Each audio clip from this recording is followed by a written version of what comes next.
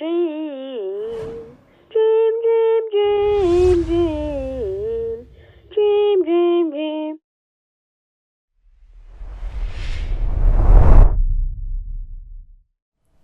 You're speeding on 2. I'm just going to do a little clap in front of your face. My earliest memory, I lived in Fruita, Colorado, was born in Fruita, Colorado. And I don't remember being born, but I was born in my house in the middle of the night. Dr. Whitehouse, the doctor, was late and kind of drunk. And so basically my dad delivered me. He kind of caught me. I think they had me on the kitchen table, but that might be, I don't know if that's true or not. I was the youngest of 5, and the other kids were asleep in the bedroom because it was like 3 o'clock in the morning. And after I was born, they went and woke the kids and said, "Hey, come see what we've got out here." And my brother Leroy said, "It's just an old bed."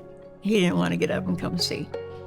But then when he found out that it was a baby, he was excited because I had 1 brother and then 3 sisters. And when he looked at me, he says, "Oh, we got a boy." He was so excited. He didn't get a boy, he had another girl. And they were going to name me Nancy. I don't know where the name Patricia came from, but they were going to name me Nancy, and he said, "Good, Nancy Wildcat," because I must have been a fussy baby. But anyway, first memory I ever remember was at that place. I don't remember the house at all, but I remember a ditch and playing on the bank, on the side of the ditch. And then the next one I remember is riding in the back of my dad's truck, and we were moving from that house out in Cleveland into more proper Fruita, Colorado, into the oldest house in Fruita, Colorado. It was notorious.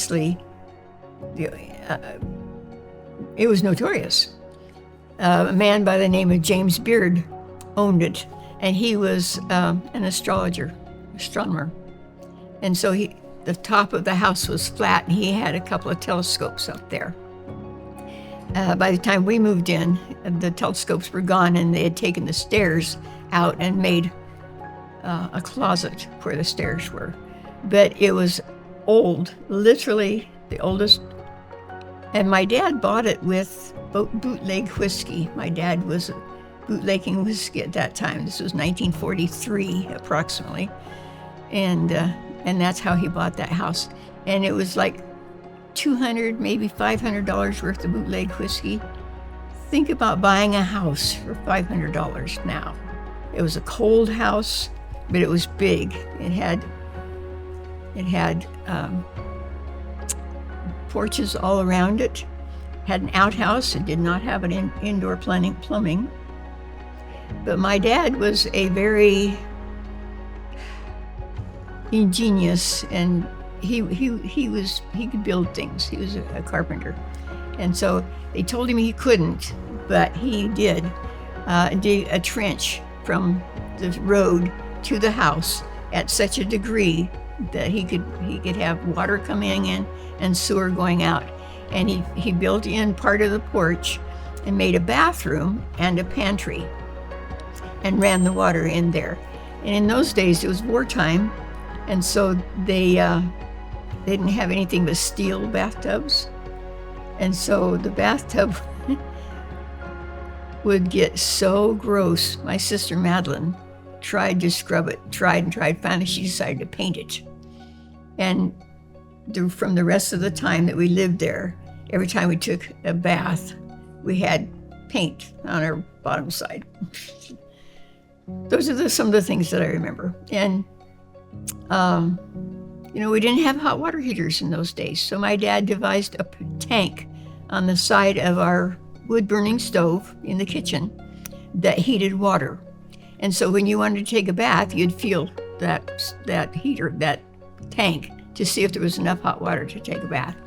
And Norma would always say, "Don't use all the hot water," because she wanted to have her bath. She was notorious about that. In that bathroom, it was the tub and the toilet But also he built in a clothes hamper.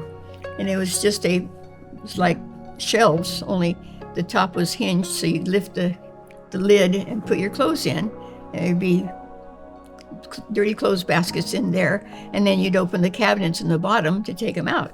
And in the other half, in the pantry part, that's where our old Maytag washing machine was, with 2 tubs. That was the old way of washing clothes. And then we hung them out on the clothesline. And the clothesline was our gymnastics poles. We did pretty good in that house, except it was really cold. It was not well insulated at all. In fact, not insulated at all, I don't think. And so it was really cold, and it was heated by the kitchen stove in the front, and then a warm morning heater stove in the back. And so there was kitchen, dining room, living room, and that stove. And then there was bedrooms here and here, one big bedroom that we made into 2, a bedroom back here and a bedroom here, and then, the front with windows. And one thing about that house, it had really, really high ceilings. That made it colder, but also, if you looked at the framework, I'd go to old Western movies, and those old houses would have that same kind of framework as what was in our house. So we knew it was an old house. And one of the things that really bothered me about it, in my teenage years, it wasn't painted. It was run down. Mother kept it clean on the inside, but the outside was not kept up at all.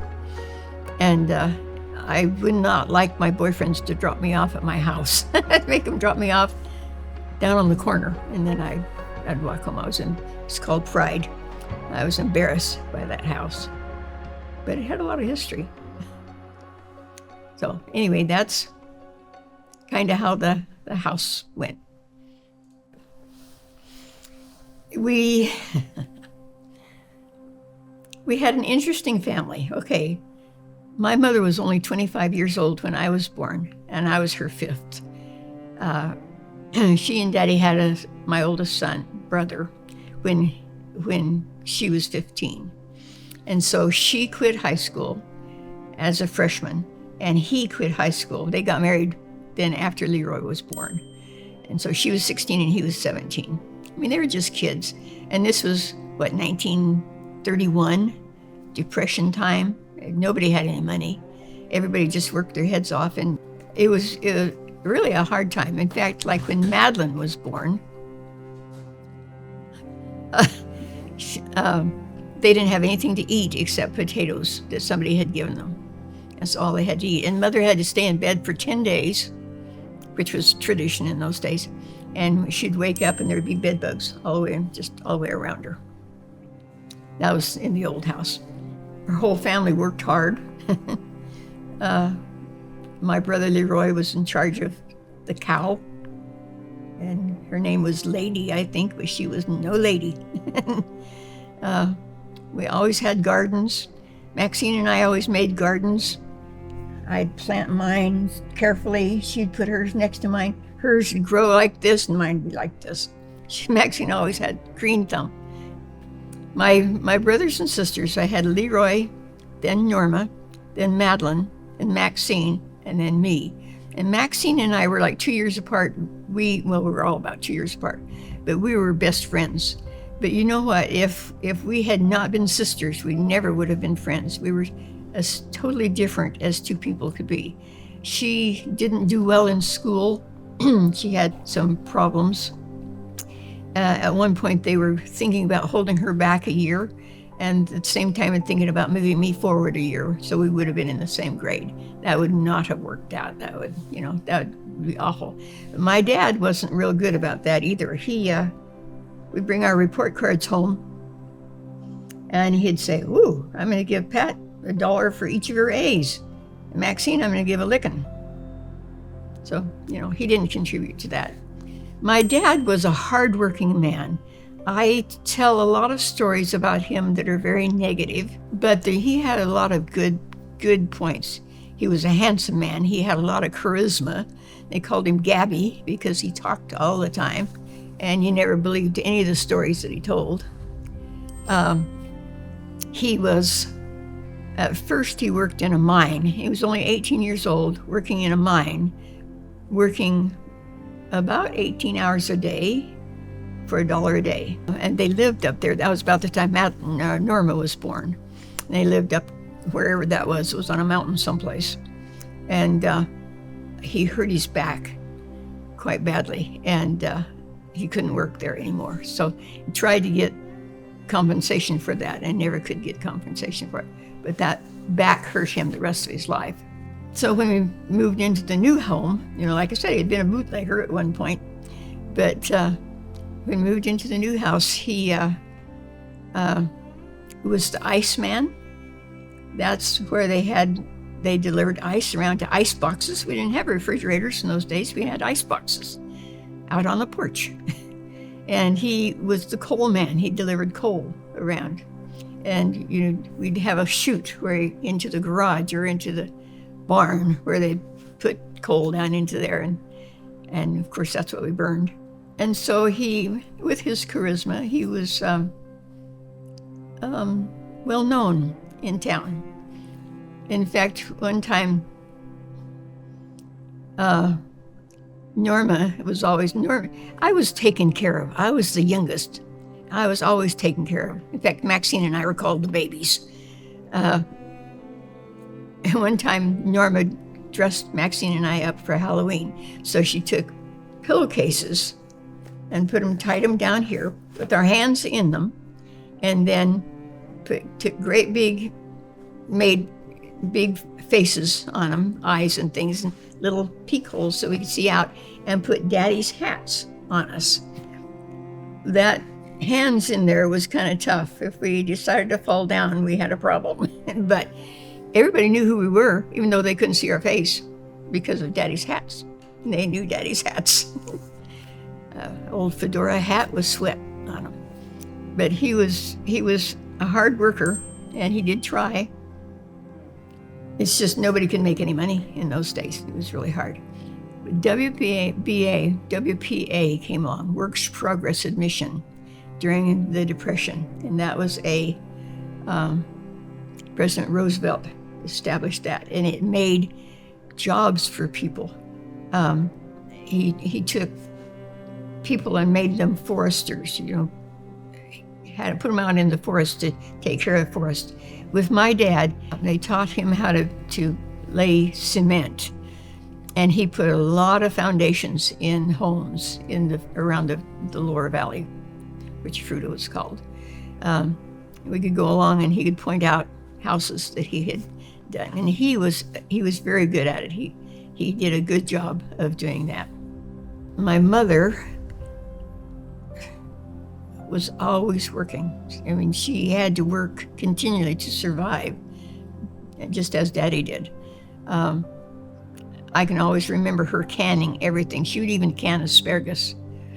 And people would give us things, tomatoes or peaches or whatever, and she would can everything so that she would have it. My dad was a hunter. He was quite a sportsman. He was a fisherman too. And so he would go out and one year, 7 hunters went out and got 7 elk. And I can remember that hanging in the old barn, and we'd be afraid to go out there because the elk was out there. Anyway, I was still pretty young. But Mother would can that meat, and so we would have venison meat.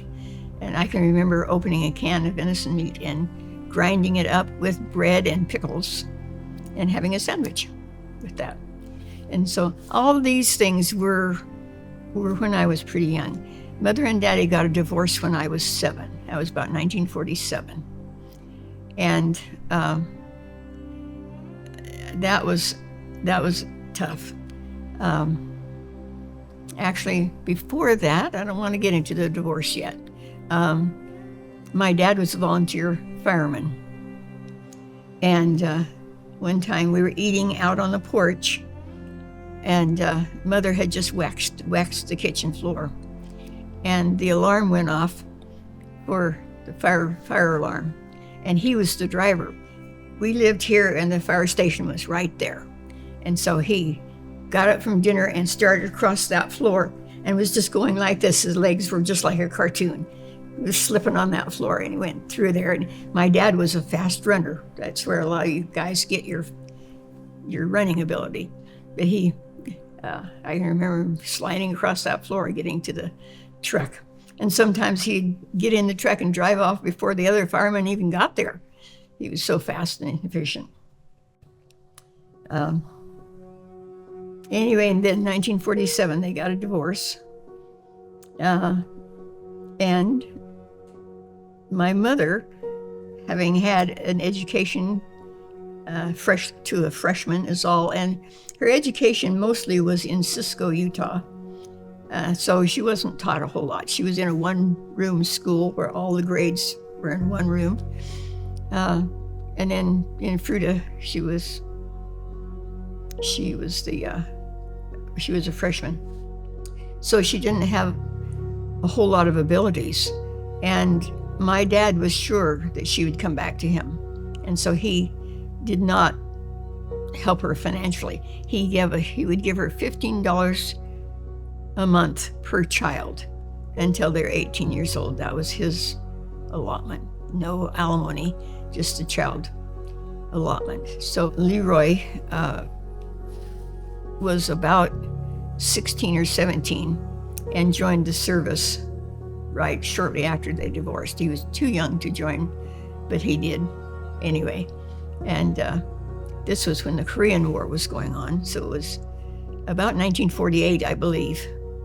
And he went to places like Alaska. You know, I had never been to any place besides Colorado and Utah. We lived right on the border of Utah, and that's the only two states I had ever been in. And so here and him too. And here he was able to go to Alaska and all around these places. And he was in Japan and was in a place where a bomb exploded where they were. And he was injured, but almost everybody else was killed. And he was injured very badly. And so they sent him back to the States, and they did release him then from being a soldier. And he got married in either 1949 or 1950. I think it was 49, but the records say 50. So anyway, but Leroy would take all of his money from the service and send it to Mother. And then she would save it and send it back to him, save it for him when he got back. And he married Linda Ogle. And so that was number one to take off. And one thing about Daddy, when I think of things about Daddy that are good, I need to insert them because there was a lot of things that were not good. I have half brothers and sisters that I'm finding right now that were mine, half brothers and sisters. Anyway, he went to a funeral one time of some twins, and he sat there and bawled all the way through that funeral. These are my children, and it was not my mother's children. Anyway,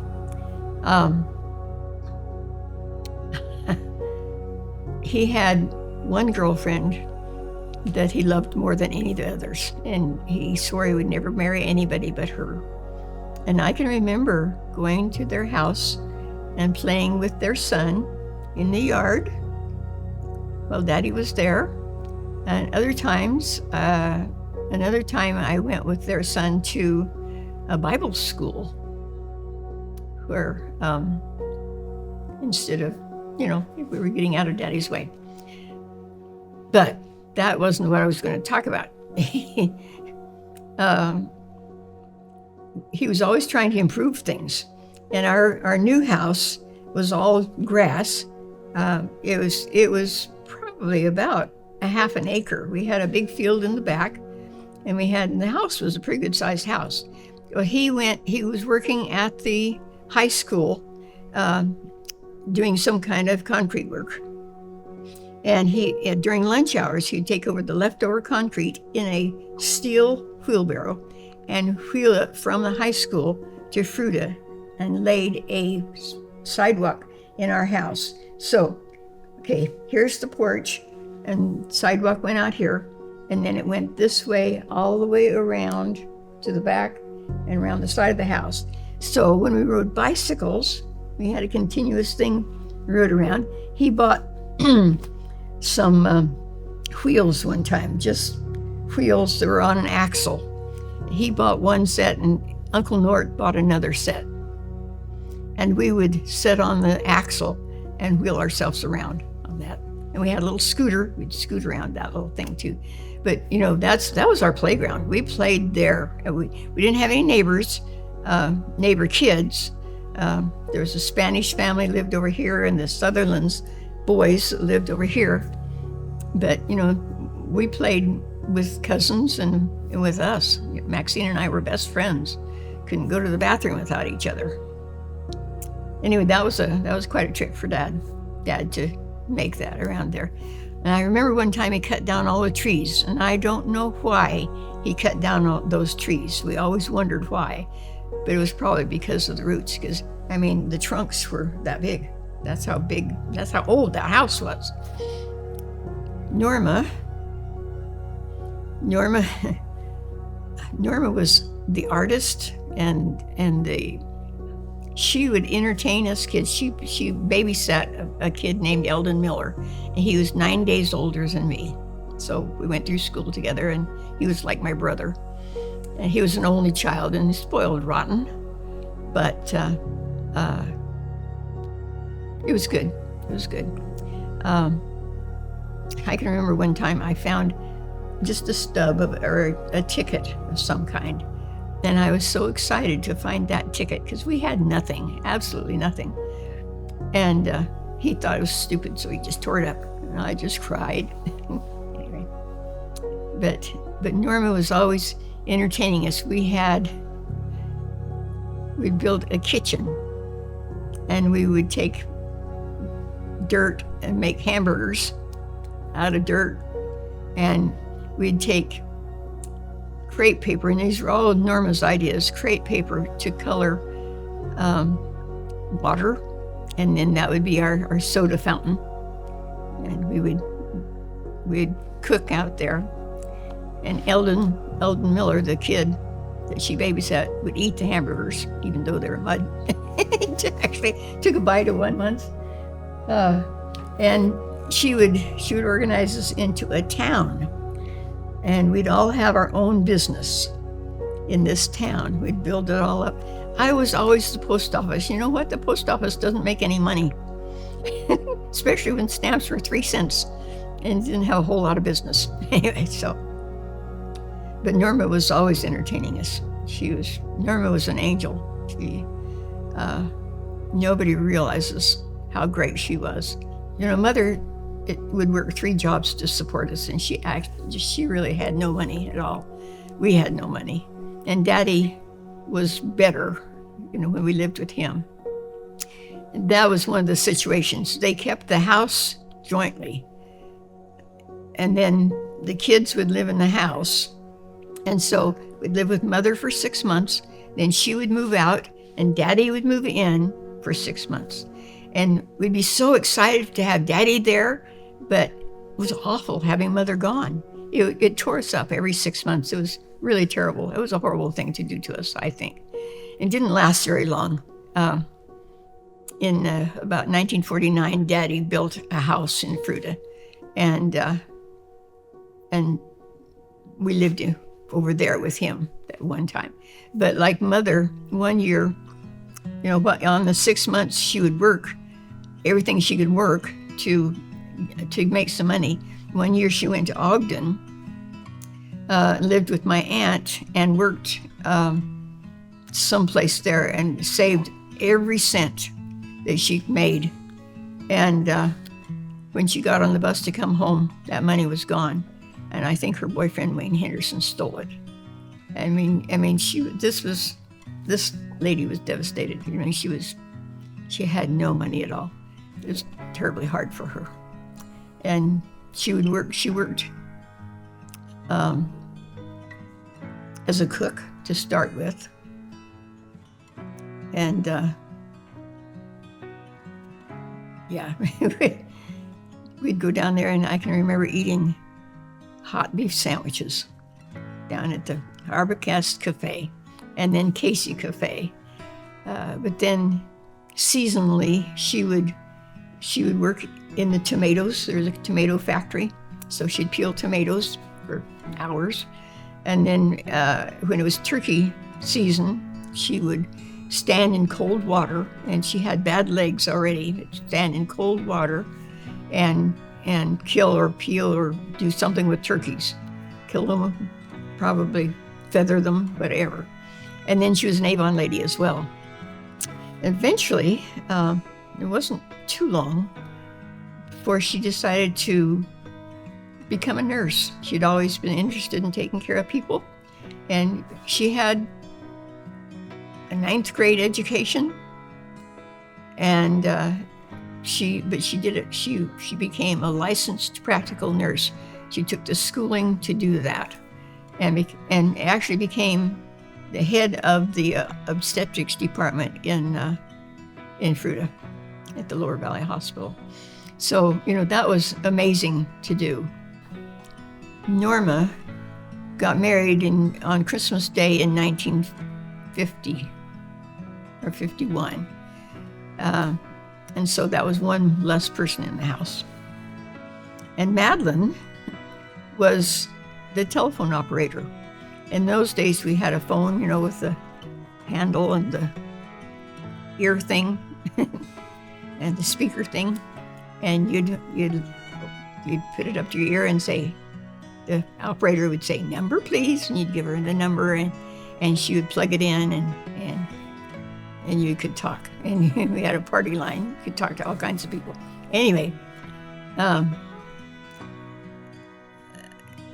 because Mother was working, Maxine and I stayed home.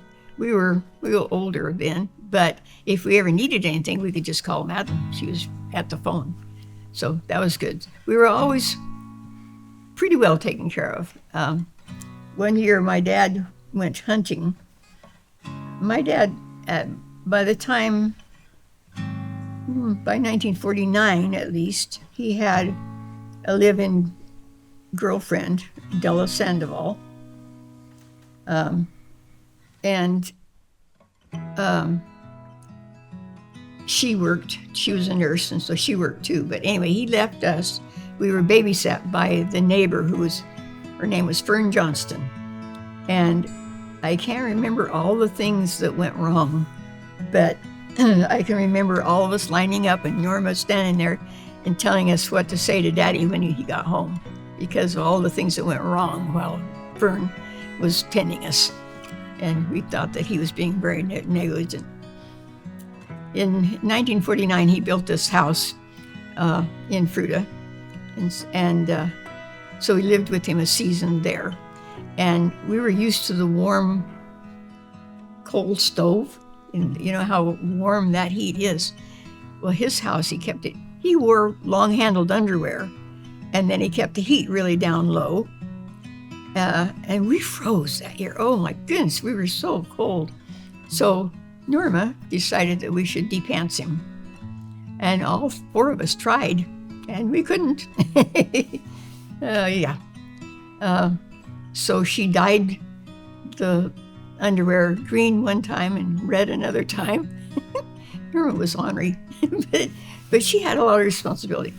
And we had Della over there too. And one time Maxine and I just asked Della if we could bake a cake. She said, sure. Well, we didn't have a recipe. We didn't know how. We just started throwing things together. She was so mad at us. Oh my goodness. And it did not turn out. It was not a good cake at all. And Daddy would buy things in bulk. He was a tightwad too. He had to be. But he'd buy things in bulk. So when we first moved in, he bought a case of oranges and a case of grapefruit. And man, we ate those up so fast because we hadn't had that for a long time. And then we ate it so fast, and he bought another case. And we were full of it then. So we we didn't. And he got mad at us because we didn't eat it. Things kind of got wasted. He used to fix liver, and it was probably venison liver. I don't know for sure, but liver, and he'd cook it up and almost every night. And so Norma we had a boycott. If he feeds us liver one more time, we're gonna not eat it. And so he did. He had liver, sat there, and he says, okay, we refuse to eat this. He says, I don't know what your problem is with steak. It was steak instead of liver. But Norma was always leading us into something like that too, stubborn. Norma Smith and her friend was Edna Brown. They would go out with people, with guys, and they'd say, yeah, sure, Norma Smith and Edna Brown, sure you are. But she met Whitey Horace Berman and married him, and that was the worst thing she ever did in her life. But anyway, so Della and Daddy moved from Fruita to Kremlin, Colorado in probably about 1950. Della says that they got married in Denver at that time, but my dad told me he would never marry anybody but this Imelda Tompkins. So I don't, but they were common law. So legally they were married. It was just common law in Colorado. She was crazy about my dad. You know, Della was a perfectionist too. She had one son, is Bernie, who was younger than me. And she was like 10 years younger than Daddy too. So, but they moved, and so then Mother moved permanently with us into the house. And so in about 1951 or 52, Mother married my stepdad, Ivan Likes, and that was the best thing that ever happened to us. That I can remember men that she would go with that they'd give Maxine and I $1, so we would go to town and get a hot beef sandwich at Archibald Cafe, and so that he could be alone with Mother. And so just some rough characters. The one that stole the money from her, Wayne Henderson, became an alcoholic in World War II, and he was such an alcoholic.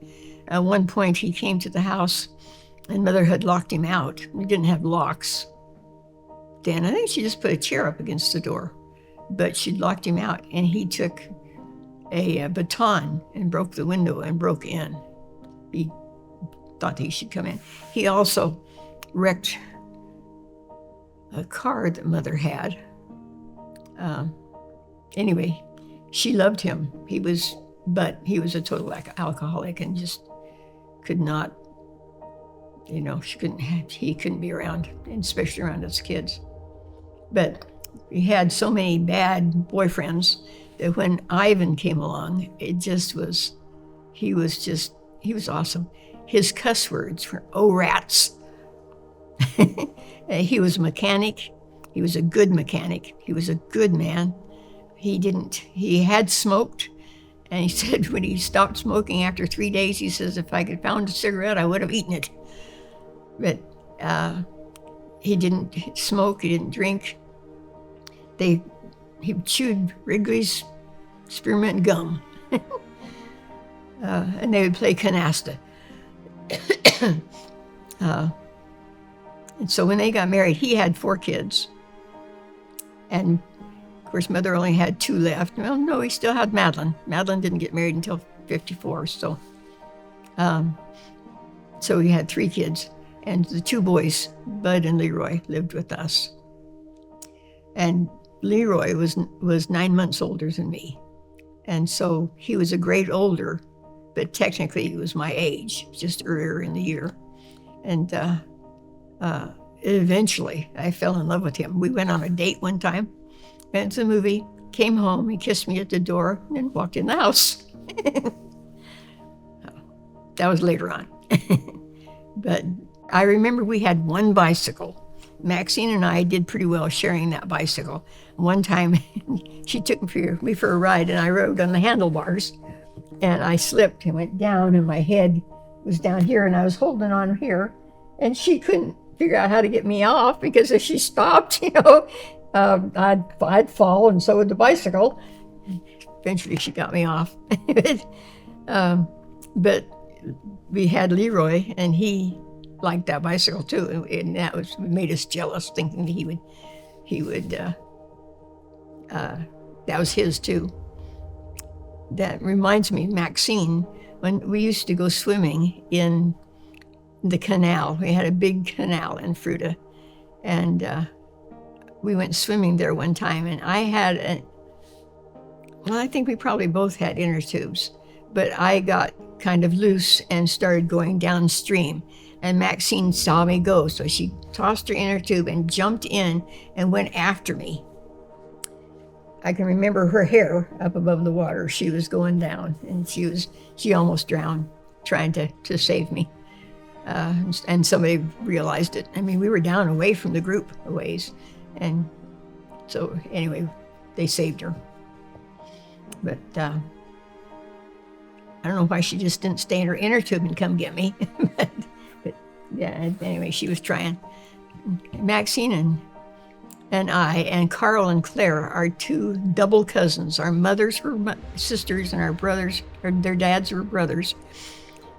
We played with them all the time. We grew up with those two, and good kids.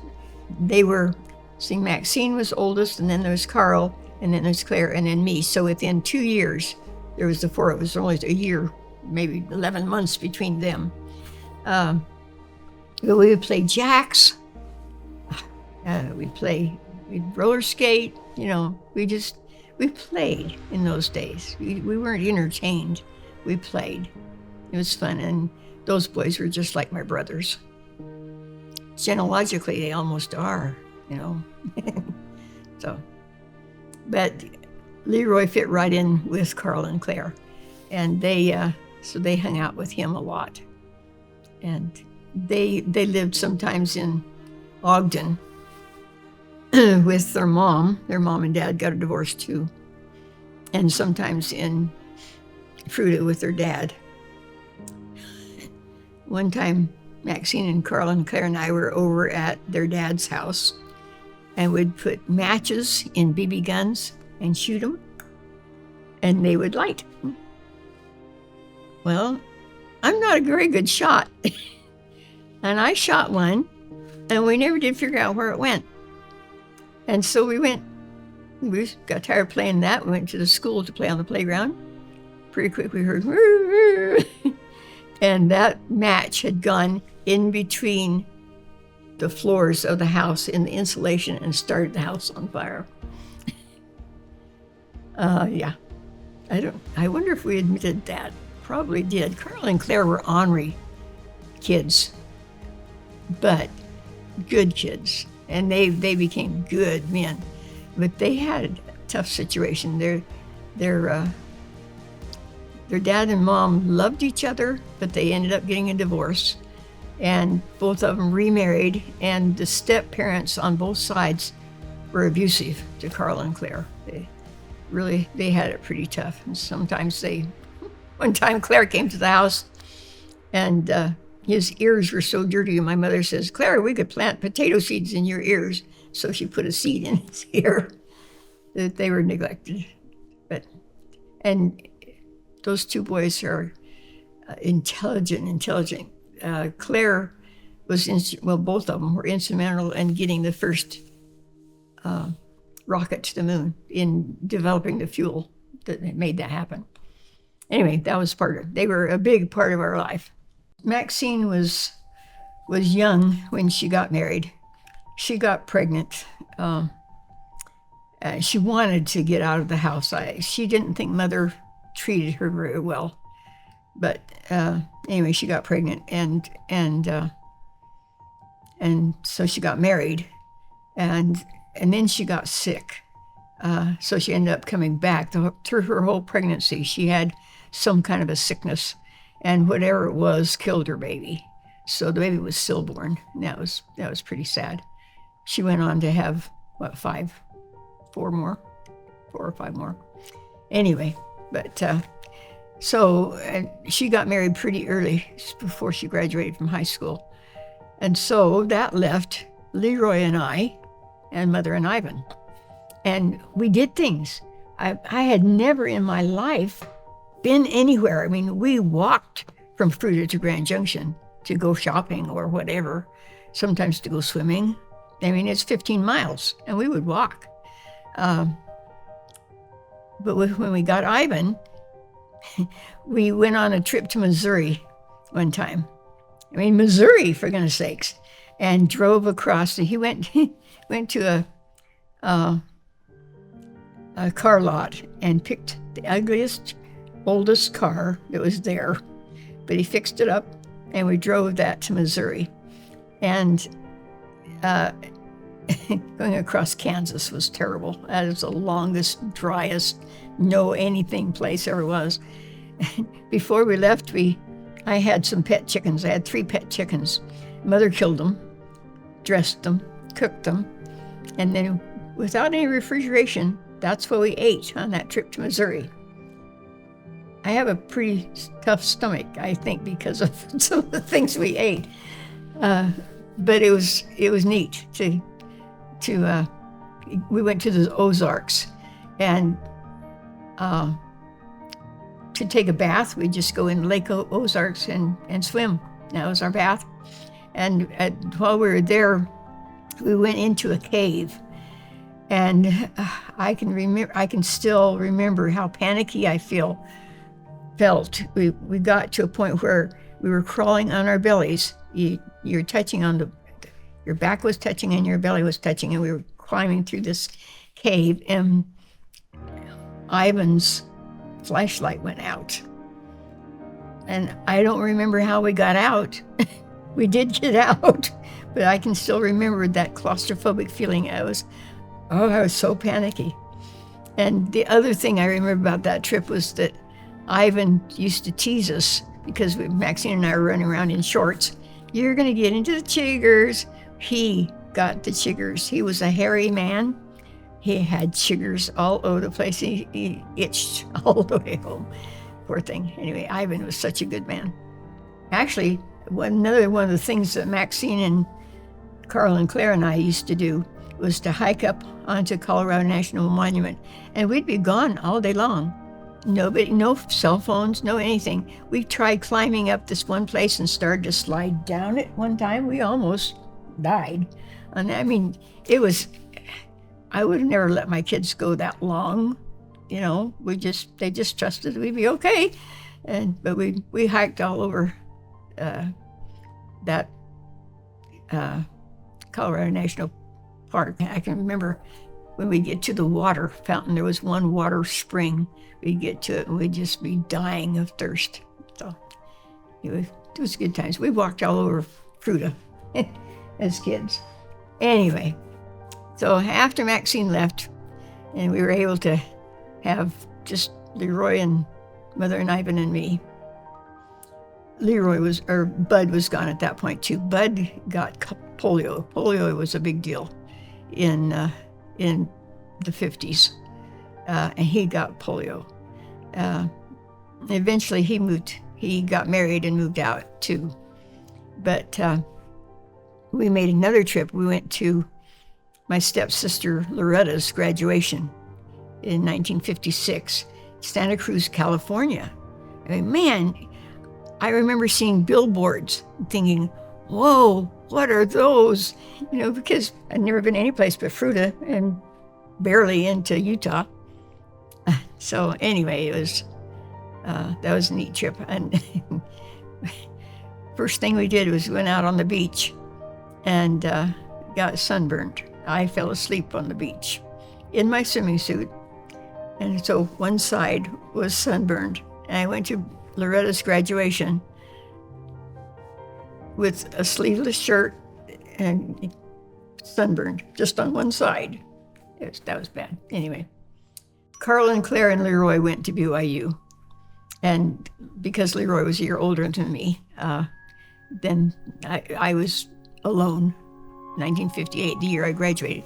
Mother and Ivan decided to move to Moab. Ivan got a job down there. He worked for Charlie Steen, who was a uranium millionaire. It's a Cinderella story. Guy found $1 million worth of uranium, and Ivan worked for him. And so they didn't want to take me out of school my senior year, so my grandma and grandpa moved in with me and took care of me during that year. I don't remember much about Grandma, but Grandpa got up every morning and fixed me breakfast. He didn't think I ate enough. And he'd tell me story after story after story every morning. I didn't write any of them down. It was so stupid. But I had some friends that said, because he had had almost every job there was. My grandpa was a mechanical genius. He had a hard time supporting his family. They lived in tents, they lived in dugouts, all kinds of different places. But he did a lot of mechanical things that were literally genius. He had almost every job there was. And so my friends asked me, well, was he ever an engineer on a train? So I asked him that one, and that's the one story I remember. He was near Silverton. There's a place called Gladstone, and he was the engineer on a train that went up from Silverton to Gladstone, and they got caught in an avalanche. That's all I remember, but at least I remembered something about that. And that August of that year, Grandpa died.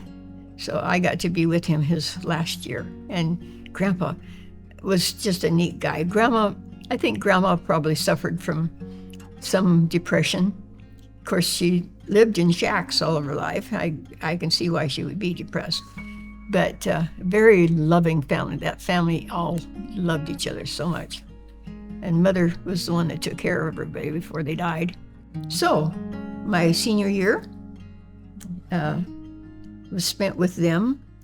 And of course, I cannot talk about my high school years without talking about Mr. Tilken. Everybody knows Abe Tilken. The year I started school, year I was a freshman, he came as a teacher, came kind of midterm. And we didn't like this one teacher that we had, and so we all went to his class. Oh, everybody was scared to death of him. He was our English teacher. And I can remember he gave me an A+ one time because I knew what a noun and a verb was and nobody else did. Mr. Tilken took me on kind of as a project, sort of. I don't think he intended to, but he appreciated who I was and what I could become. And so my years, I became really good friends with him. And I took every class that he taught. It was in the journalist group with him.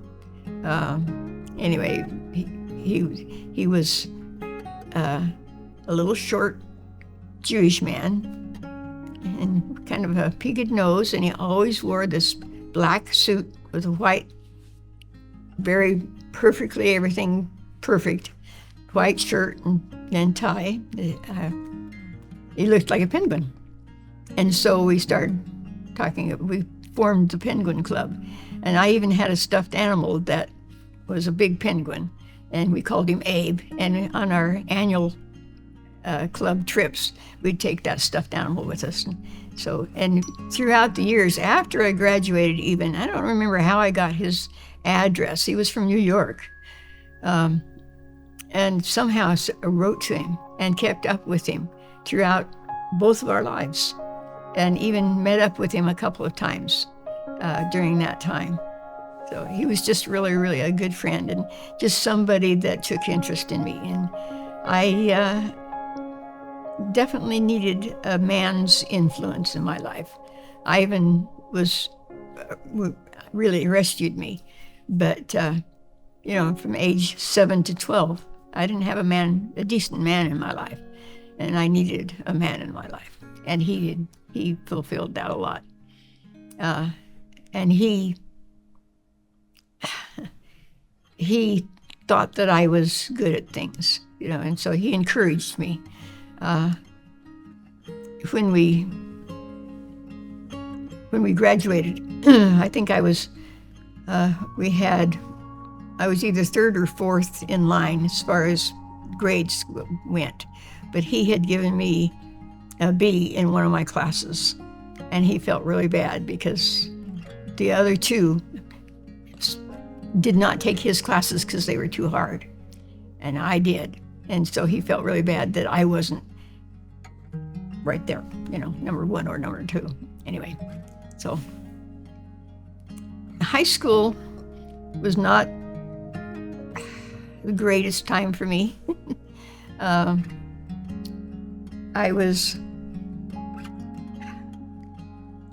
think if I ever described myself, it would be plain and simple. I mean, a person with the name Pat Smith, how plain and simple could you get, or common? And I think we had kind of a reputation, partly with my dad, partly with my mom. My mom changed, with Ivan. Things changed really a lot. I went on a date with one kid one time, and he thought that was pretty convenient that I had a stepbrother in my home.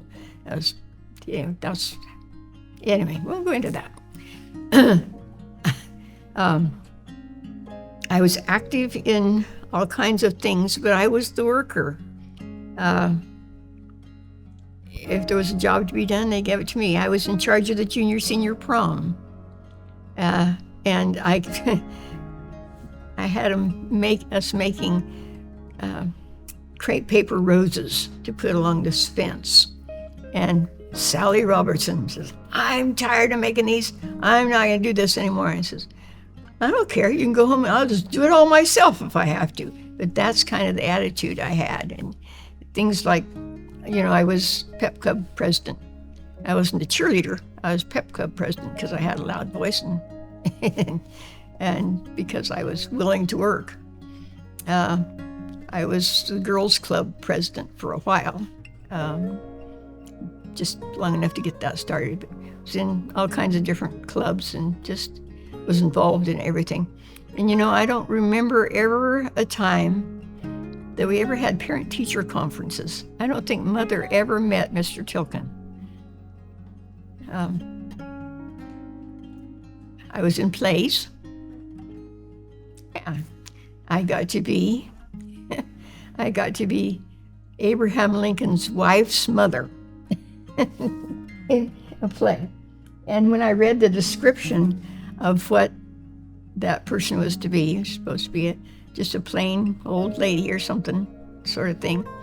And I read that description, and Mr. Brown, the speech teacher that was in charge of the play, said, "Well, that fits." And somebody said, "Well, what are you saying?" And he said, "Well, she doesn't know now. She should know sometime." And I didn't wear makeup. I was just very plain, simple.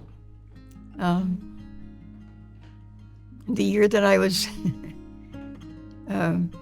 junior prom, in charge of junior prom, all my dates fell through. I ended up going with my best friend's cousin, and I was in charge of the photographer, and he spent the whole time taking pictures of me and Lauren, basically. But anyway, I did a lot in high school, which was a good thing. It was good for me. But and then after I graduated, I decided that I needed to have my teeth pulled. I had a gold tooth, and every time I'd put a fork in my mouth, I'd knock that thing out and have to have it replaced. I had teeth that were gone in the back. I couldn't bite, I couldn't chew. I says, "Mother, I need to just get my teeth pulled." So one of the unique things about me is that when I was 17 years old, I had all of my teeth pulled, all of them. And they were terrible. I mean, even he'd pull a tooth and the tooth, what was left was still in my gums, and it had crumbled in there. They were just awful. So I spent that whole summer going without teeth. I went to the dentist right after graduation, and he pulled this batch and left these in the front. And in the process, he hit this one. And so by the time I came back, I was hurting really bad. So he pulled from this one over. So I had 4 teeth that matched. And he went on vacation for 2 weeks. So all summer long, I was without teeth. 17 years old, no teeth. And things like, he'd get them all done. We got them all done, and he says, "Oh, you have wisdom teeth." So there we start over again. Anyway, that was not an easy thing for a 17-year-old person. In fact, I went to BYU in the fall, and I didn't have my teeth yet. And I was consigned to the fact that I would start school without any teeth at all. But they managed to come in. So I went without any, my shrunken up mouth, and then with all these teeth, it looked like I was all teeth.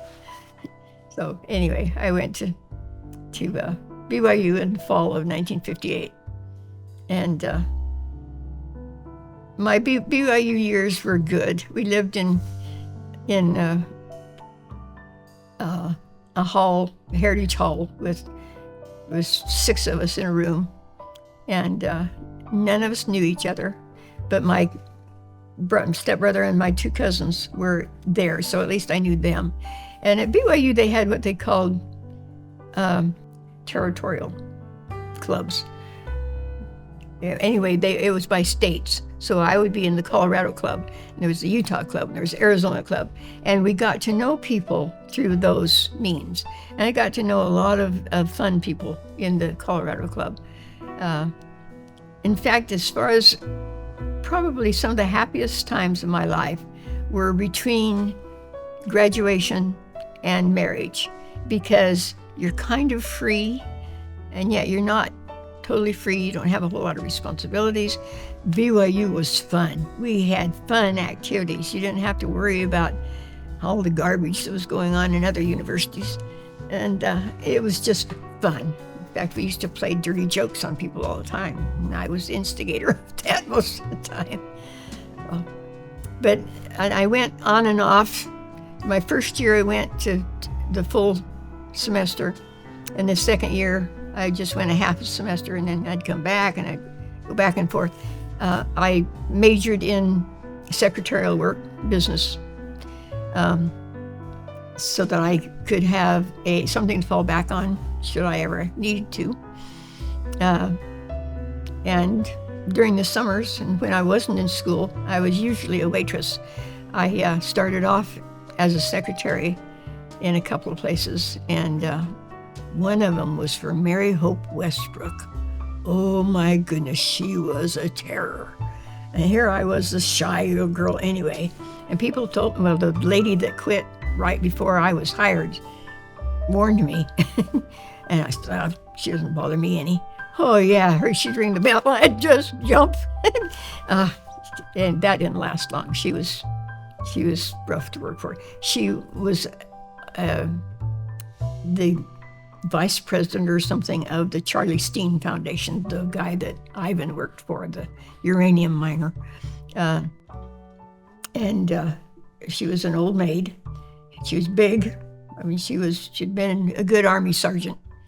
I went from there to the Arches Cafe and worked in the Arches Cafe then all the time, back and forth between college, so I could earn some money. And that's where I met a lot of people. And, just did a lot of fun things. Moab was a fun place to be. I'd make my boyfriends take me out to Arches, walk out to Arches with me to see if they could. Dennis never did. My mom was a member in name only. My dad was not a member and talked against the church a lot.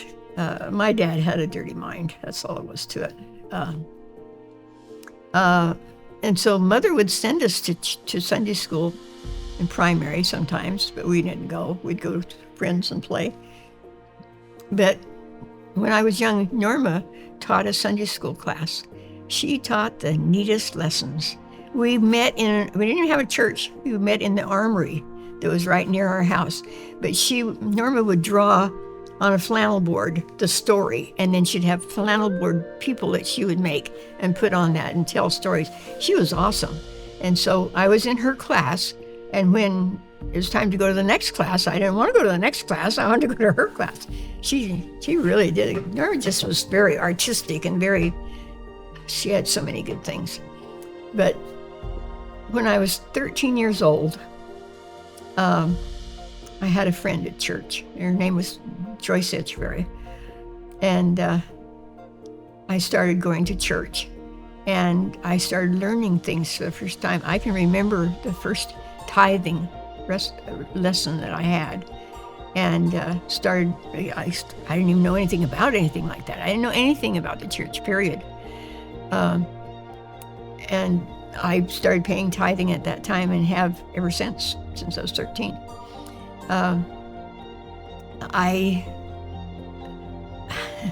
Maxine and I and Carl and Claire would steal Daddy's cigarettes and go out into our little dugout that we had built and smoke those cigarettes. I found out I wasn't supposed to do that either. And my dad and mom had parties all the time,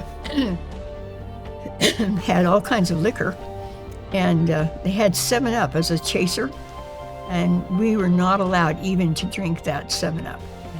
That was just so, I can remember the bottle being empty, and I get to drink the last drop. That was so good. But the liquor didn't tempt me at all. I couldn't stand the smell. It wasn't something that would taste good at all. And it wasn't appealing to me at all to see. I saw so many times when things went bad at drunken parties. That never, ever. Anyway, so when I was 13, I started going to church with my friend Joyce, at least during the school year. In the summertime, I didn't as much because she was gone. But from then on, Mother said, I found home at church, and I did. I felt so comfortable at church, and I'd always loved religious songs about Jesus. I used to play them on an old organ. Tried to. I didn't know how to play it, but an old organ that this one person had. And so it was just an eye-opening time for me. And my first calling in the church was music director at Mutual. And that was good for me because here was this shy, simple, plain girl. And I got up there and led music. I led music in primary and in young women. Mutual, it was called in those days. And eventually started teaching some classes too. But I went on to, I have been a primary president and a young women president twice that I hated. My favorite calling of all, a couple of them that I liked. Anyway, was Cub Scouts. I loved Cub Scouts. And I had fun with that. And I had that with Denny and with Ramey and with Brandon. And I didn't with you. I never got to be Cub Scouts with you. That was too bad. But I loved Cub Scouts. I loved the whole idea of, I'm actually a trained Scoutmaster. I have my little badge. I wouldn't be a good one now, but so I taught the Blazer Scouts in primary at one point. But I went to church by myself. Like I say, when Norma was there, and when she was going, I went there a little bit. But after I was 13, I went by myself. But in Moab, and after Mother got Ivan, Leroy joined the church. Carl and Claire got Leroy to join the church. And then Leroy eventually baptized Ivan. And so they were both members, and so we all went to church in Moab. That was pretty different for me. Of course, went to BYU during that time too. So I wasn't doing everything right that I was supposed to be doing, but I believed in the church. I believed, and I knew that Jesus Christ was my Savior, and adopted that throughout my life.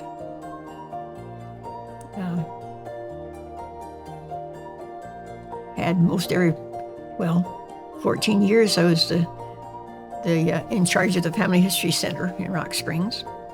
That was fun. It's not the same now. I work in the library now at the Family History Center now in Kina. It's not the same. All this computer stuff. So in 1962, I decided, Dennis and I decided to get married. And he and Aunt Vi came to Provo, and he and I went off by ourselves, and I think he proposed to me. I'm not sure. I may have kind of proposed to him. Because what he did was told me his life story and why he was never going to get married and why he was never going to have children.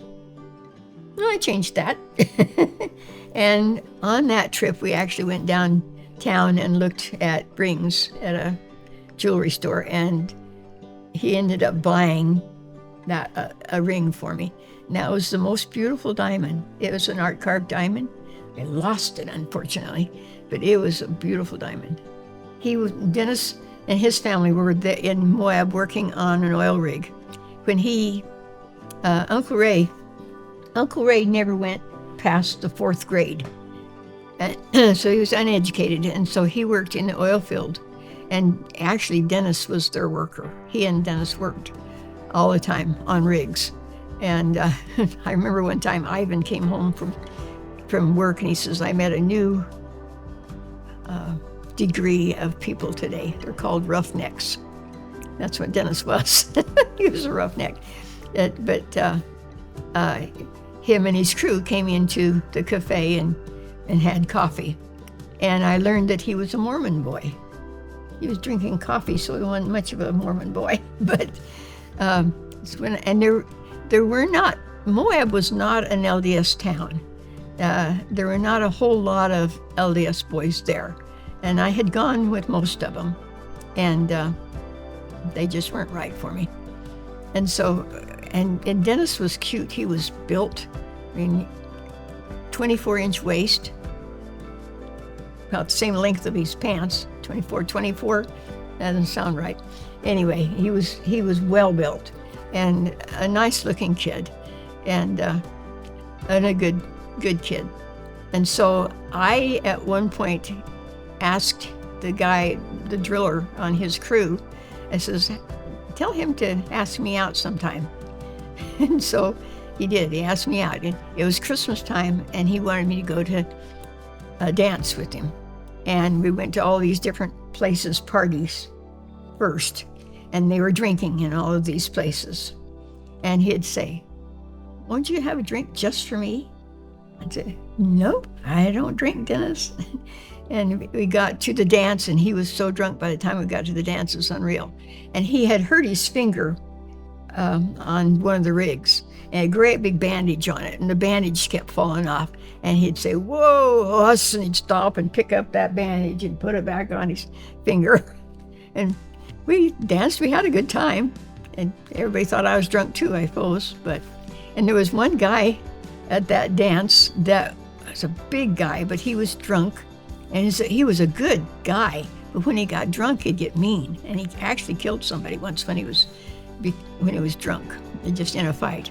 And he decided to pick on Dennis, and Dennis would say, no, I don't have anything to do with you, and he'd go off. But it was interesting. And how I let him drive me home, as drunk as he was, is something else, too. We made it home, and why I ever went out with him again was also something else. But there just wasn't a whole lot of people that I was real interested in Moab. And I was back and forth between there and school, and there wasn't anybody really in school that I was really excited about either. except my brother Leroy, and he wasn't interested in me. So he wrote me a Dear Jane letter one time. That was awful. Anyway, so in '62, we decided to get married. He was drafted and went into basic training, had all of his hair cut off. And after basic training, then we got married in Moab. And then I stayed and worked. At that time, I was working at a different cafe. Anyway, I can't remember what it's called. Somebody's. But I stayed home and worked. And he went back to Colorado Springs, where at Fort Carson. And that lasted for about a month. And then I put all of my stuff together and drove out there. My dad gave me his trailer house. So we had a trailer to live in. It was an old Airstream trailer, which was really a travel trailer. That's what we lived in. And it had and not propane. It was some other kind of oil that burned, and it was cold. But it cost us $35 a month for rent, and Dennis made $77 a month. So I worked 7 days a week to support us while we were there. And during that time, there was one day that he went out to work and he came back in with the boys, and they stopped and had a beer. And came home and told me, and I said, okay, because he had quit drinking when we got married. And I says, if you want to have me, you will not have ever again have a beer, because I will not have it. His mother died at 41 of alcoholism. She was a total alcoholic. And that tendency has passed down. And he says, if you want me, you will not ever drink again. And so he never drank. In fact, Uncle Ray used to try to get him to, and he wouldn't. So that stopped that. He still smoked. He smoked and smoked for a long time. So in Colorado Springs, in Fort Carson, I was working, like I say, 7 days a week to support us. And then, it says it costs it cost $7, I think, something like, or $22 to have a baby in the Army. And so I said, we need to get pregnant before you get out of the service. And Dennis was really good. In the service, he was a company clerk, kind of like radar. And he learned Morse code. We had some friends, the Portugals, Diane and Joe Portugal. And Joe was also knew Morse code. So we'd play pinochle with them. And Diane and I would be partners, and Joe and Dennis would be partners, and they'd, put everything in Morse code, so they would beat us all the time. They were fun.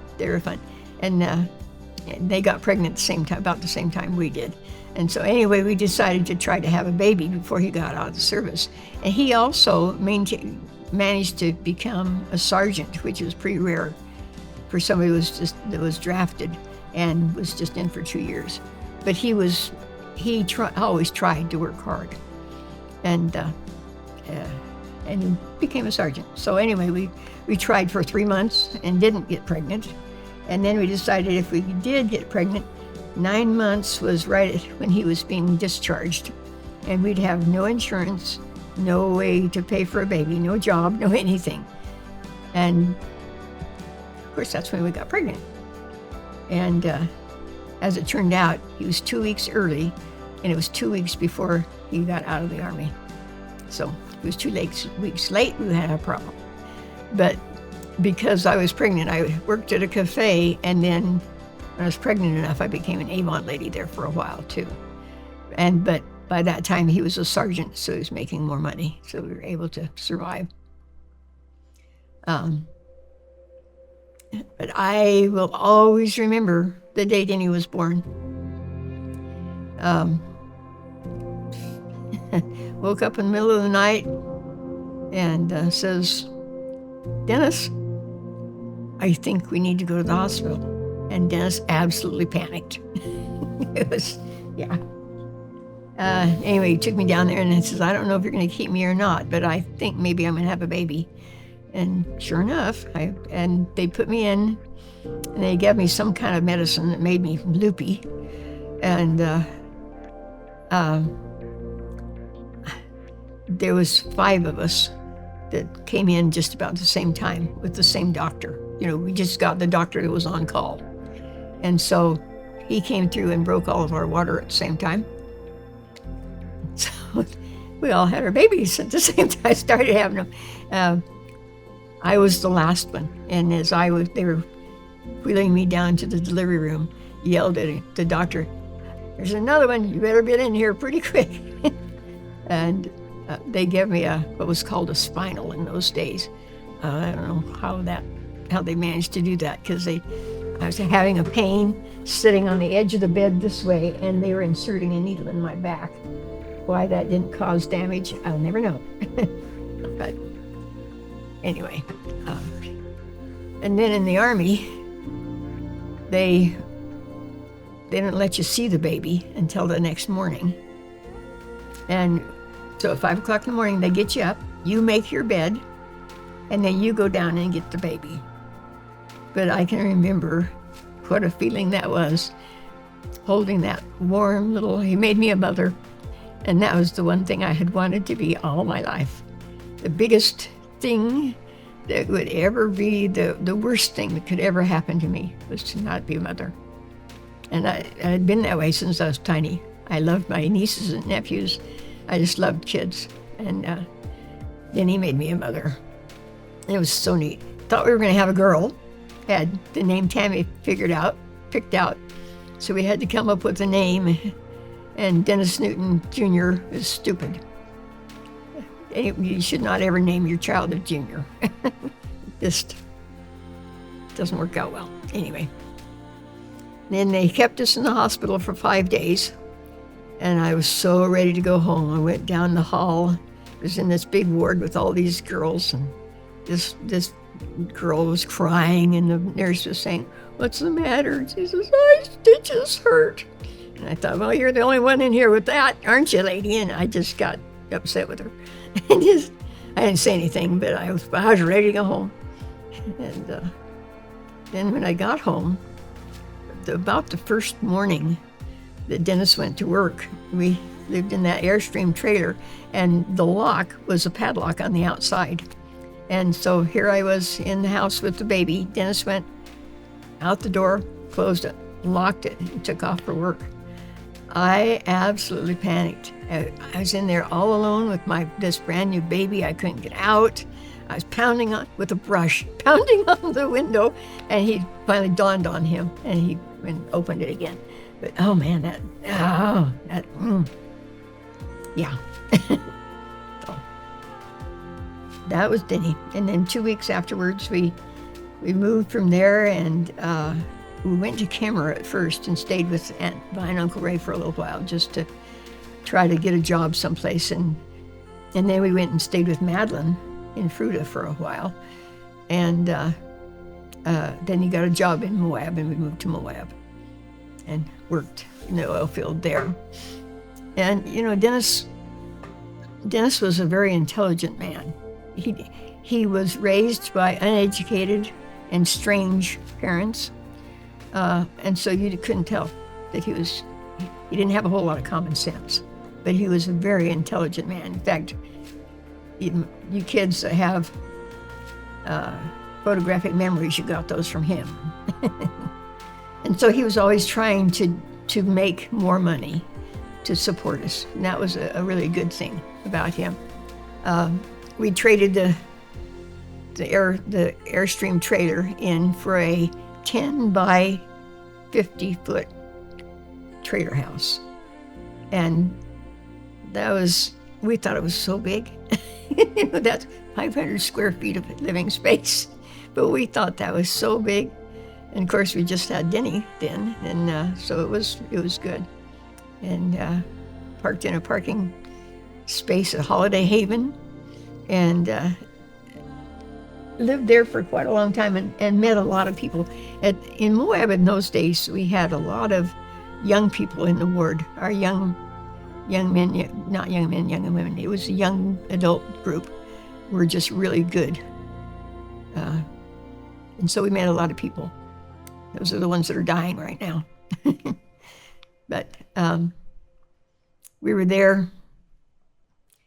Well, Ramey was born 3 years after Denny, and we tried for a long time to have Ramey and just couldn't. And finally went to the doctor and got on some strong birth control pills and then stopped them. And then they were able to get pregnant with him. And we lived on Cane Creek Avenue, or near there. So his middle name is Kane, which was not a good name. Raymond Kane. Actually, we went to a boxing match in Colorado Springs. And one of the boxers' last name was Ramey, Raymie probably. And we just liked the sound of that name. And we didn't want a Raymond. That was Uncle Ray's name. And we didn't really want him named after Uncle Ray. And yet sort of did too. But anyway, we named him Ramey, Ramie. And my mother always said, you don't have a nickname for a real name, you have to have a real name. So we named him Raymond, Ramon. Well, now they know him as Ramon. Raymond Kane. That's, I don't know about our choices of names, but, and at that time, our best friends were the Riches, Gary and Kay Rich. And we did everything together, even went on vacations together. And Kay was very, very blonde and had the blondest kids that you ever saw. Well, Gary was the milkman. And so there was a whole bunch of all these young married people that got pregnant at the same time, and all of them had blonde kids.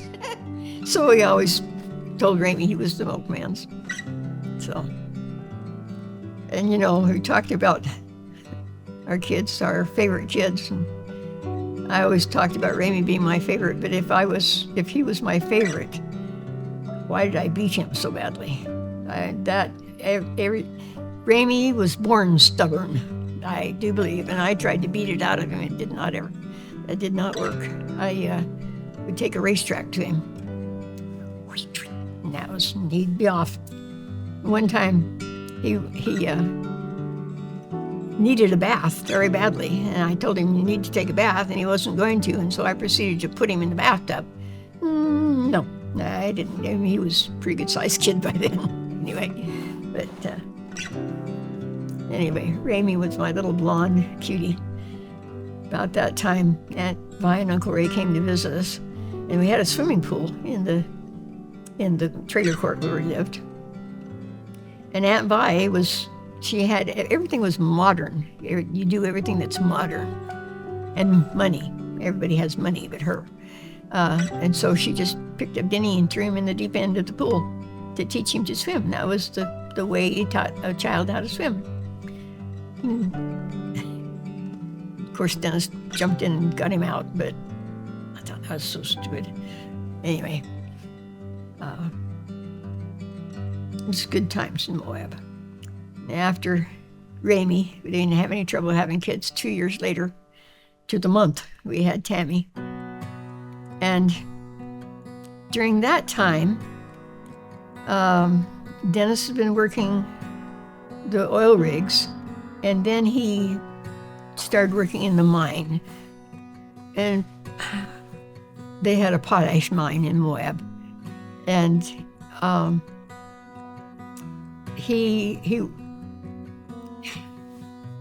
worked there for quite a while. I'm trying to think about what time that was. That might have been even before Raymond was born. I don't know. But anyway, he went as far as he could in the mine. As far as becoming a supervisor or something, he couldn't become a supervisor. So he decided he needed to go to school. And so before Tammy was born, I said, okay, that would be all right, but I will not give up having my children, stop having children in order to do that. And actually, during that time, when he was working in the mine, his thyroid started giving him problems. He didn't know that, but he was sleeping all the time. He had slept almost 24 hours, got up, drove the crew out to the mine. He was the driver and almost ran off the road, fell asleep driving. And so we had him checked, and his thyroid had a problem. And so he had to have that operated on. During that time, I think it was John Wayne was one of the movie stars at about that time that saw him in the hospital. And Ricardo Montalban, I think, was the other one. A couple of them met him in the hospital, came in and saw him. And you know, to give you an idea of what it was like for Dennis to keep working, and so, because I wasn't working, you know, he needed the money. He, on one of the rigs, he broke his nose. Yeah, see if I can remember this. Yeah, he broke his nose, and it was a bad break, and he was ready to go back to work the next day. He wanted to go back, and they didn't think that he should. So I have to think about that one to remember that one better. But anyway, so we got pregnant with Tammy, and she was born in October, and then by December, we moved to Salt Lake, moved the trailer to North Salt Lake, where Dennis went to BYU, not BYU, LDS Business College, and was studying to be an accountant and a computer operator. And during that time, I didn't work, you know, and it was all up. Oh, I know why. It was because of the GI Bill. Dennis took advantage of all of the things that the government offered him. The 2 years that he was a soldier and spent the whole time in Fort Carson, so he didn't have to go overseas. It was during Vietnam War, you know, none of that. Those things were to his benefit. He used the GI Bill. When he was sick in his old age, he used the VA hospitalization and stuff. I mean, dialysis costs millions of dollars. It's really expensive, and it also buried him, and it will also bury me. So that 2 years was really well spent for him. Anyway, he went to LDS Business College, and actually was valedictorian after 2 years there. He was a very smart guy. He programmed computers in the days when it was the computer was a whole big room, and you'd type in all this stuff, and you'd feed it into the machine, and then it would do stuff. I don't understand it, but he did. But he got so good at that they chose him to do it. He was the best one at doing that. He was very good at that. You know, a lot of times we thought a lot of negative things about Dennis, but he had a lot of good points. He did. He was very, very intelligent and perfectionist in what he did. So, big move. When I was primary president in Moab when Ramey was born, and you know, involved in so many things there. And we moved to North Salt Lake in a trailer park there, and then he started school there. 19 months later, Brandon was born. The worst delivery of all. Yeah, I had a Dr. Brown that specialized in natural birth. Well, he didn't talk to me about natural birth. I had already had 3 kids and thought I knew what I was getting into. No, I didn't. He didn't give me anything, and that was a hard birth. It happened to be that Dr. Brown, his daughter. This was in North Salt Lake. His daughter in Moab. I was her visiting teacher years later. Small world. Anyway, so And Brandon, I've never been disappointed in my kids, but when I was so disappointed that he was a boy, because I had 2 boys and a girl. 19 months later, a girl would have been perfect. And I think about that now, and what a perfect son Brandon has always been. He has always been the cute little kid that just no problems ever, never. Only problem I ever had with him was when he wrecked my car. And he felt bad about that. He just is a good kid. So I'm glad I had him. And right after he was born, Dennis graduated. And then we moved to Midvale. And we got what was called a 235 program, a HUD program. It was where people without lower income people were subsidized. In fact, the government paid half of our mortgage, which was $150 a month is what was our mortgage. Can you imagine that? And so we paid $75 a month. It was all for a house, a brand new house. And so we lived in Midvale. And we were on a little street. There was a main street back over here someplace, but we were surrounded by fields and people. And our whole neighborhood, every Wednesday, the whole neighborhood went to primary. They were so cute. And we met just really good friends there. We have friends that still from there.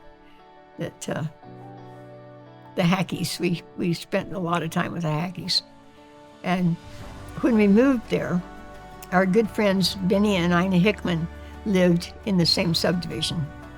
And we knew them in Moab. And in fact, she was my secretary when I was the primary president in Moab. And so we were so excited to be in that neighborhood and in their ward with them. 2 weeks after we moved in, they split the ward right between us. And they were in a different ward, and we were in. And so we never ever saw them, We still did things with them occasionally, but the Hackeys had 9 kids too. And we had kids just almost, in fact, when Downey was born, Gail was pregnant with Amy, and I was in the labor room having labor pains, and I heard somebody running down the hall, and I thought, oh no, Gail's gonna beat me. We were that close. She had Amy 1 week later to the day in the same room. Anyway,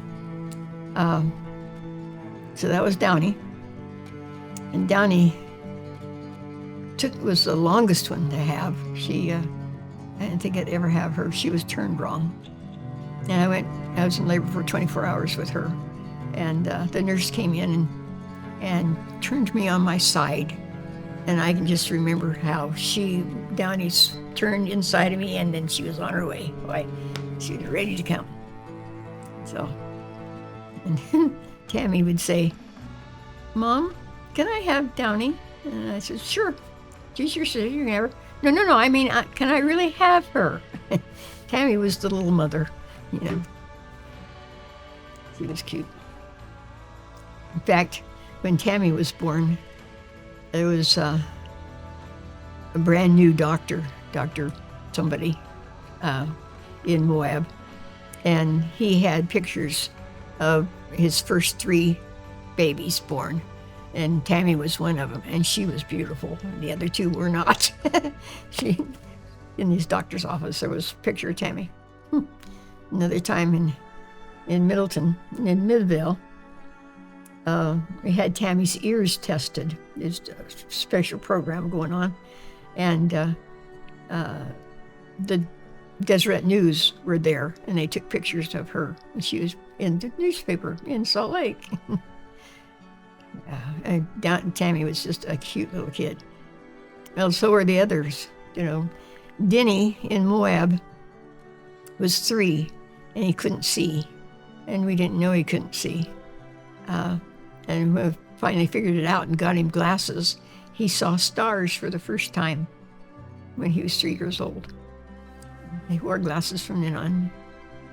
Then he started school when we were in North Salt Lake, and then we moved to Midvale. He went to first grade, I think, in Midvale. And Ramey went to school, started school there. Ramey had a man teacher for a kindergarten teacher. And, men teachers are very impressive. They make good students. But the women teachers in that school did not like him. And he was awesome. He had snakes in his closet, all kinds of fun things that he did. But they didn't like him, and they eventually ran him out. And I think that's too bad. But that was Ramey's kindergarten teacher. And we had the Erdmans that lived across the street from us. This lady had 4 boys. Scott was Denny's age, and then they had twins. And the youngest one, I can't remember what his name was Ramey's age. So they all played together all the time. And Denny would organize the whole neighborhood of kids in Olympics, track meets, all kinds of stuff. And Denny would always win. Denny was the runner. He would always win. But during that time in Midvale, Denny was on a baseball team and was very good. And I think his coach was the same lady I had for my baseball teacher at BYU. Kind of a coincidence. But then Ramey, when he was 8, started playing baseball. And he was a pitcher. And it was not T-ball in those days. He was the actual honest-to-goodness pitcher. And he did a great job. And he went out horseback riding one day, and it was game day, and he fell off the horse. So when he got there to game, he had a hard time pitching, and his coach really yelled at him, "You can't go horseback riding on your game day. You have to, the game is more important than anything else." No, it really isn't. But when they did the All-Stars, his name was called first, and everybody cheered. He was number 1 All-Star. He was a good player. And, my kids have always all been really athletic. It's just been awesome to watch them. I've loved watching them. I go to a track meet now, and I don't see anybody doing hurdles except Cody. Cody was so smooth as he'd do those hurdles. I'd see pole vault. Nobody did pole vault like Cody did. So cool. So, my babysitters. I tried to hire people. I hired this girl to tend the kids one time, and Denny and Ramey jumped out the 2-story window and ran off. They would not behave with the babysitters, so I made them be the babysitters. So Denny was babysitting, and Dennis and I took off and went out to eat or something, and Downey, too, followed us. And Denny, who was watching TV, didn't know that she had followed us. Well, like I said, we lived in this area with a busy road. Our road was here, and then a little lane, and then this busy road. She went down the lane, across the busy road, and somebody found her by the canal. She was 2. And Denny finally discovered that she was gone. So the organizer that he is, he organized the whole neighborhood to go out looking for her throughout the whole neighborhood. And, police, the people that found her at the canal called the police, and the police were wondering why some frantic parent hasn't been calling, wondering where their child was. And so they put her in the car and started driving around the neighborhood with her in the police car. And Scott Erdman saw her. And so they brought her to the house. So when we got home from our date, there was the police wondering what was going on. And they were not too happy with us. But, that could have turned out really, really bad. Really, really bad. About 1 week later, I was upstairs, and I couldn't find Downey. And I started looking all over the house for her and couldn't find her. And I absolutely panicked. And I didn't have a car. I was about to jump on a bicycle, go running around the neighborhood looking for her. And I went down the stairs, and she had fallen asleep over here behind the door. So she was there. But oh my goodness, that was such a panicky feeling. So. And while we were in Midville, we lost Brandon. We took all of the kids in the neighborhood to the movie, and we all got out, and everybody piled in the station wagon except Brandon. He was looking at some shoes in the store window, and we drove off, and I had everybody count heads, and I said something to Brandon, and he didn't answer me, and they said, "He's not here." And I said, "Brandon, you better get up and say hello and tell me you're there." And nobody answered, and the kids all just kind of giggled. And finally I says, "Brandon, you're not going to have a birthday party if you don't tell me where you are." And finally they said, "He's not here." And I was quite a ways gone before I realized he was not there. And I went back, and he was still looking at the shoes. So that's several. I lost Marnie too, but I'll talk about that later. You have so many kids that you lose them. That's a problem. We lost Brandon another time. I was in Cub Scouts, and we were having pack meeting, and we loaded everybody up, went pack meeting, and I was sitting there doing an activity thinking, why isn't Brandon here pestering me to do this? And looked around, and he wasn't there. We had left him home. And the church was only 2 blocks away, but bless his heart, he was smart enough to go over to the neighbors, and so he would be safe. He was with them. And when I realized, then we went home and got him. But that's ridiculous, to lose your kids. We had 5 kids, and at one point we had 4 preschoolers. So we were, it was busy, and it was tough on Dennis. He had to support all those kids, and was working, after he went to school, he started working for Steiner Corporation, and as an accountant. And in fact, he was in charge of something there. Anyway, whatever. And he was, at some point, he also went to University of Utah and took some more classes. So he was really busy. But the purpose for that was to use the GI Bill and get more money. Mother was a nurse in Silverton.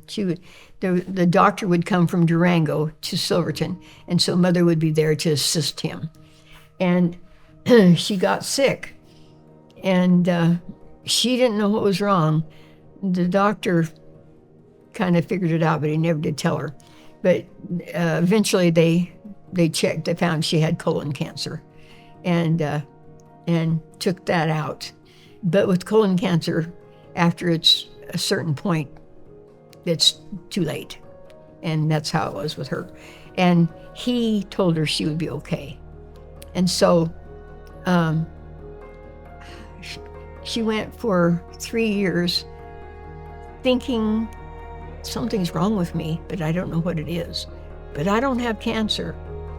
She came to Midville one time, and it was probably 6 months maybe before she died. And she went to the doctor to get some pain medicine, and that doctor's the one that told her she had cancer. I mean, her doctor had not told her. And I stayed in the car, and when she came in, she got in the car, and she reached over to unlatch the door for Ivan to get in, and something snapped. Her back actually broke. It was an actual spot that broke in her back. And she just was in pain from then on. She took killers for that. But we went, I think that was Thanksgiving, and we went to Silverton. All the girls, the 4 sisters, went to Silverton in 72 and spent Christmas with her. And when we left, we thought she was getting better. Really thought that she was going to be okay. And so did Ivan. She hid a lot of the stuff. Norma knew what was going on. Norma took care of her. I mean, mother would throw up. I have a whole thing that Norma wrote about the last few weeks of mother's life, and it was awful, the stuff she went through. During that time, she was elected the county assessor of San Juan County. She didn't know she was sick, and they actually swore her in the hospital in Durango, and she didn't come out of the hospital. I mean, she was that sick, and it was that close to her death even. Because she was terminally ill, they didn't really take very good care of her. They would just kind of hide things. Her legs hurt so badly. Her legs always hurt her most of her life, but they hurt so badly. And before she died, you could see cancers growing out of her skull, even into her throat. I mean, she had cancer all over. And what actually killed her, they gave her a pill.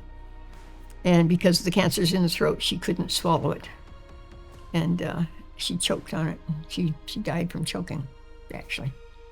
Like I said, I was just a young mother then. I had 4 little kids. I had 5 kids, I think. Downey was born. And I needed my mother. You know, you need your mother. There's nothing like your mother. Your dad can be anybody, but your mother is special. And that's how that went. Anyway, she died. And we were there at Christmas, and she died January then, of that same year, that next year. So we had 5 kids, and so I went to the bishop and said, you know, I need to know what you think about birth control, because I have 5 kids already, and I don't know, I explained it all to him. And of course, this is Bishop Norton, who had adopted kids. And so I thought, he's not going to be in my favor. And anyway, he decided that it was fine. And so I was taking birth control pills, but I just never felt right about them. Every time I'd take one, I just didn't feel right. So it was shortly after that I had a miscarriage. And then Marnie was born. And Marnie was such a cute little thing.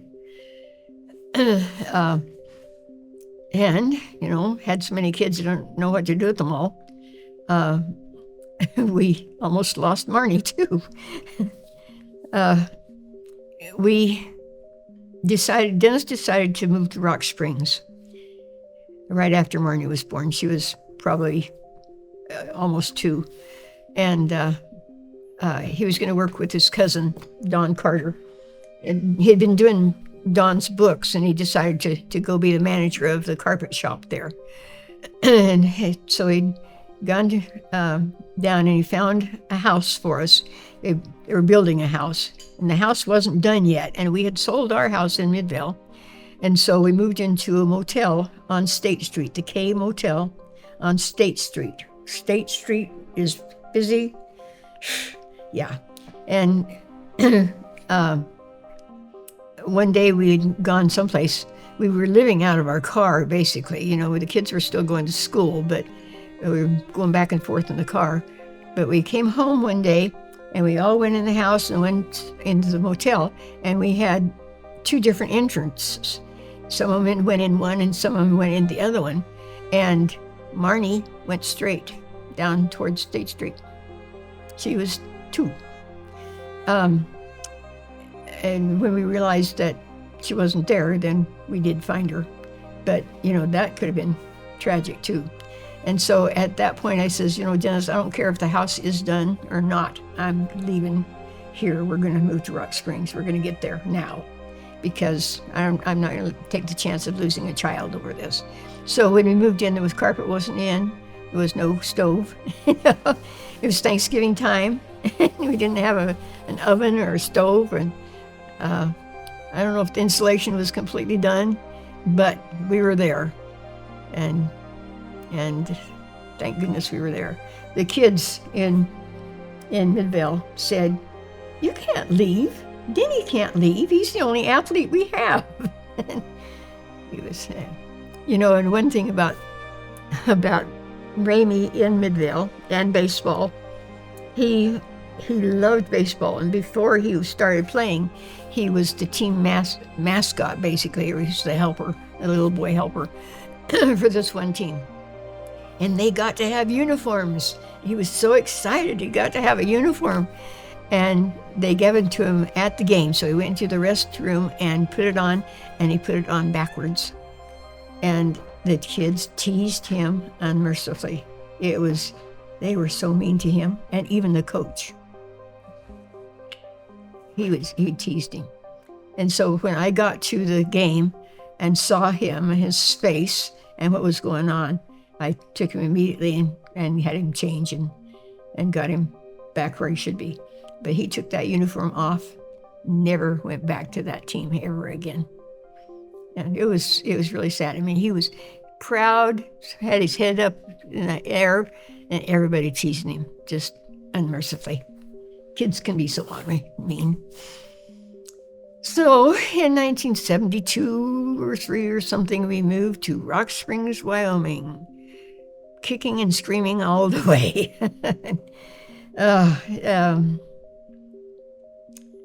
Everything doubled financially when we got there. I mean, the cost of things. In Midvale, we didn't have a water bill. We did in Rock Springs. In our rent, of course, doubled because we didn't have a 235 program. We paid $254 a month, I think, for that house. Just as amazing now. Anyway, everything doubled. And things like, one time I took the kids to the library, which I'd done a lot in Midvale, and Marnie didn't happen to have any shoes on. I was carrying her. She didn't have any shoes on. So they wouldn't let me come in. I didn't go back to the library either. I don't know. Rock Springs was a different experience. There were a lot of good things, and there were a lot of good people. There were a lot of strange people, very strange people. One of the things we lived close to, Don and Lori Carter, just a couple of blocks from them, and we thought our kids would be friends with their kids. They had Terry and Ronnie. Ronnie was a little bit older, but we thought they'd be friends.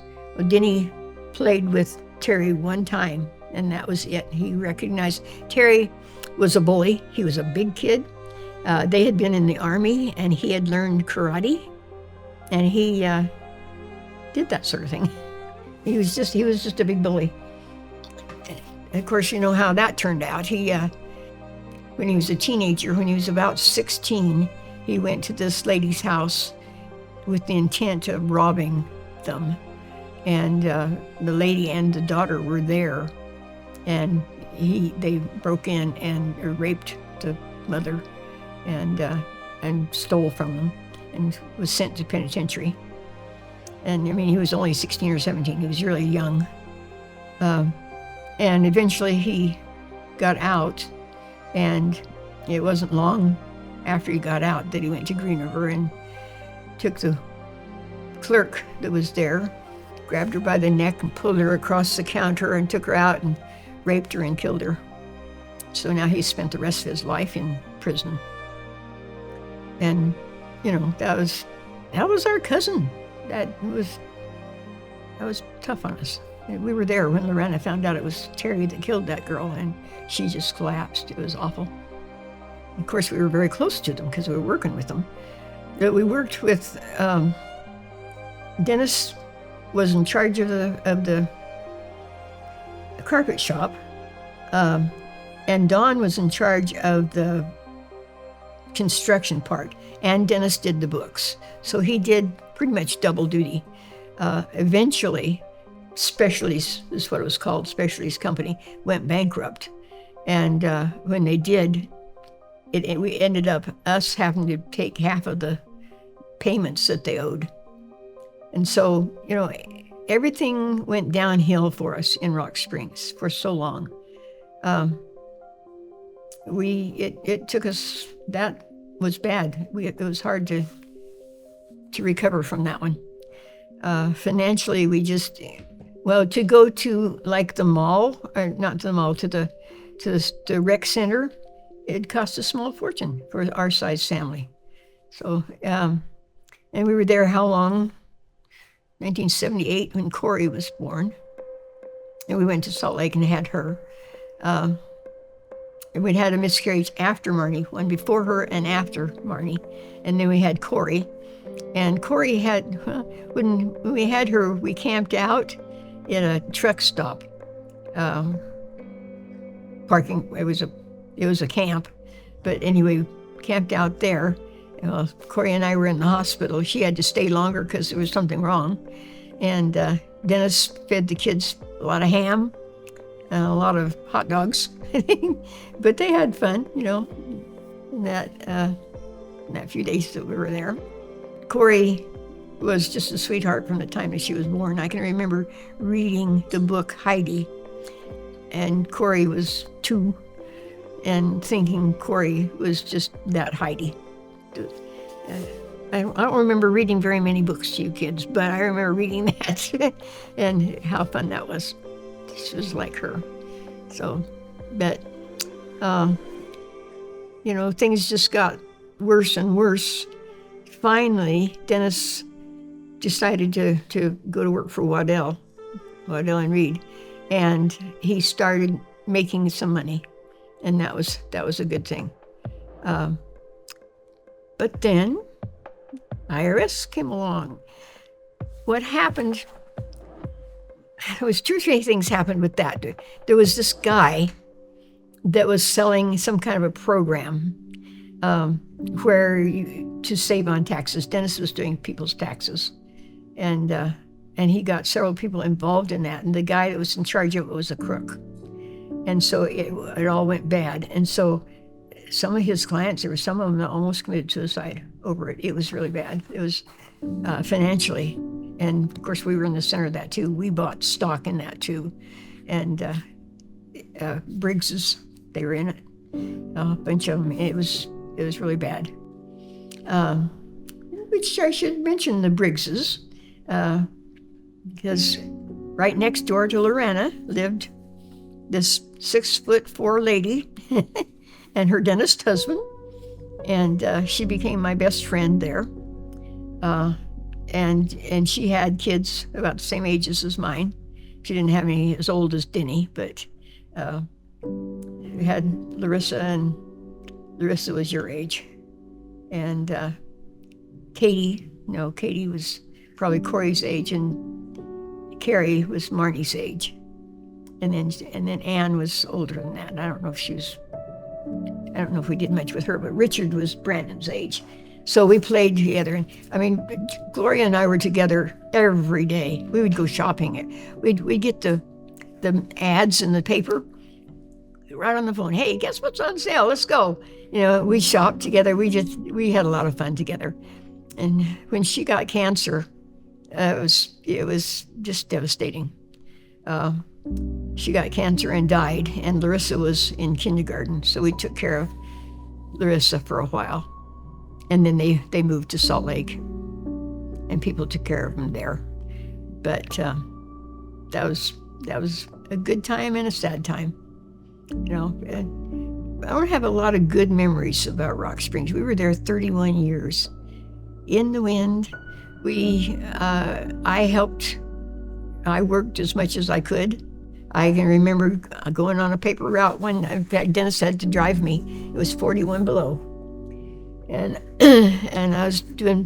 I was dressed to kill, ski, everything. And I would get out of the car, go deliver the paper, and by the time I got back to the car, I was frozen. It was so cold. Oh, so cold. And we did that paper route. We started with just Denny and Ramey and I as paper boys. And they thought Ramey was so cute, they'd tip him. And, I'd deliver the paper, and they'd say, where's that other guy? Where's that kid? And they would tip him a lot. He was a cute little kid. But that kind of, after they weren't doing it anymore, all of us eventually had paper routes at one point or another. I was a fuller brush man at one point, and we'd go around and clean people's ovens for them. I was in Rock Springs that I became a scoutmaster. Okay, and then after Corey, I can remember going to the hospital, and Barbara Postowait had her baby girl. I think it was Jennifer. I'm not sure. And I remember that I was thinking maybe I was pregnant at that time, and come to find out I was. And I said, "Oh, how neat!" And when I found out I was going to have a boy, I said, you know what? I have a boy to take care of me in my old age. Yeah. Anyway. But when Cody was born, he was jaundice immediately. And so they had to put him in a helicopter and fly him to Salt Lake. And that night, in the middle of the night, I came home from the hospital.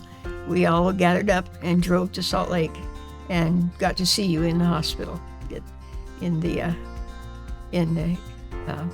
actually what they had done, what they explained to me, the helicopter people that were the EMTs there, explained that I had what was called a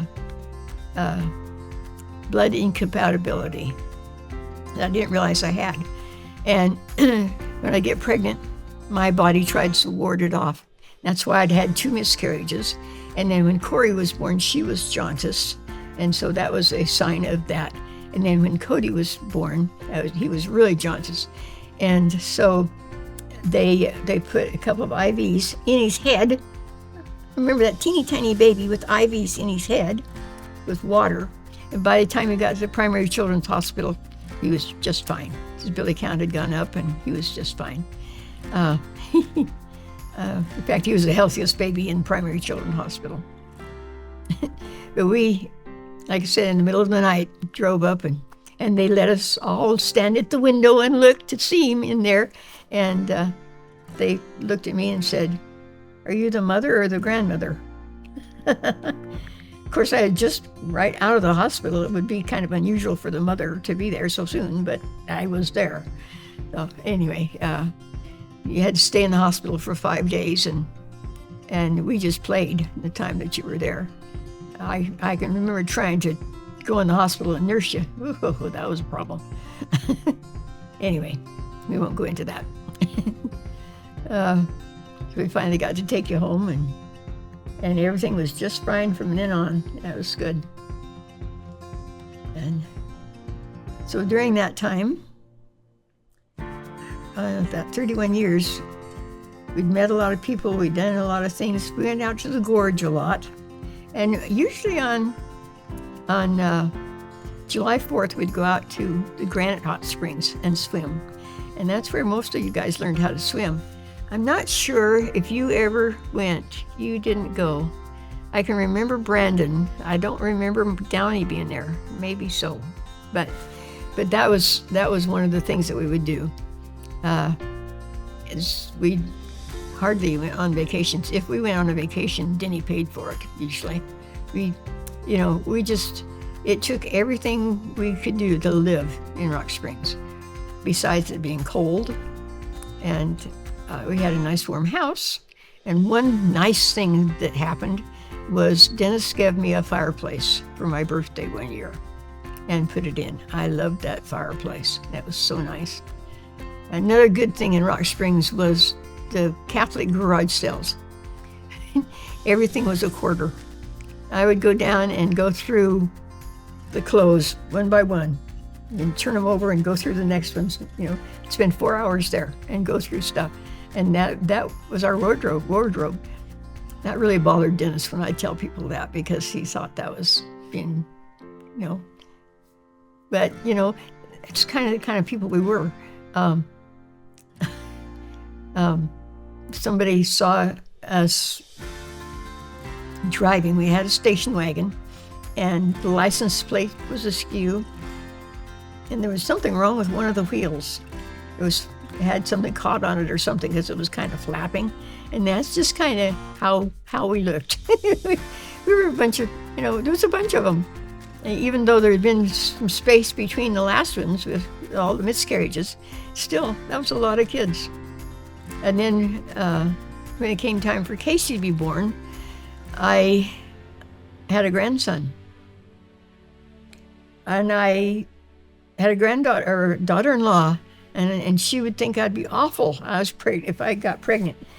I was 43 years old, and I got pregnant. And I was not too excited about it. Now, that has not set very well with Casey, but you have to realize why. I mean, I was a grandmother. I'd had 2 children with problems. I didn't know if she would be stillborn, go through the whole thing and not get anything out of it. I didn't know if she'd have health problems. I just didn't know how it would turn out. And so I was upset, but not to the point that I prayed about it. I had what I thought was probably a miscarriage before she was born, and I'd prayed that I was not pregnant, and I didn't, and I wasn't, and I couldn't bring myself to pray this time that I not be pregnant, and what's so neat about having children is what you get when you get done. What a neat lady Casey is, and what joy she's given me. So of course in school, kids would say, "Hey, your mom looks like my grandmother," because she was as old as their grandmothers.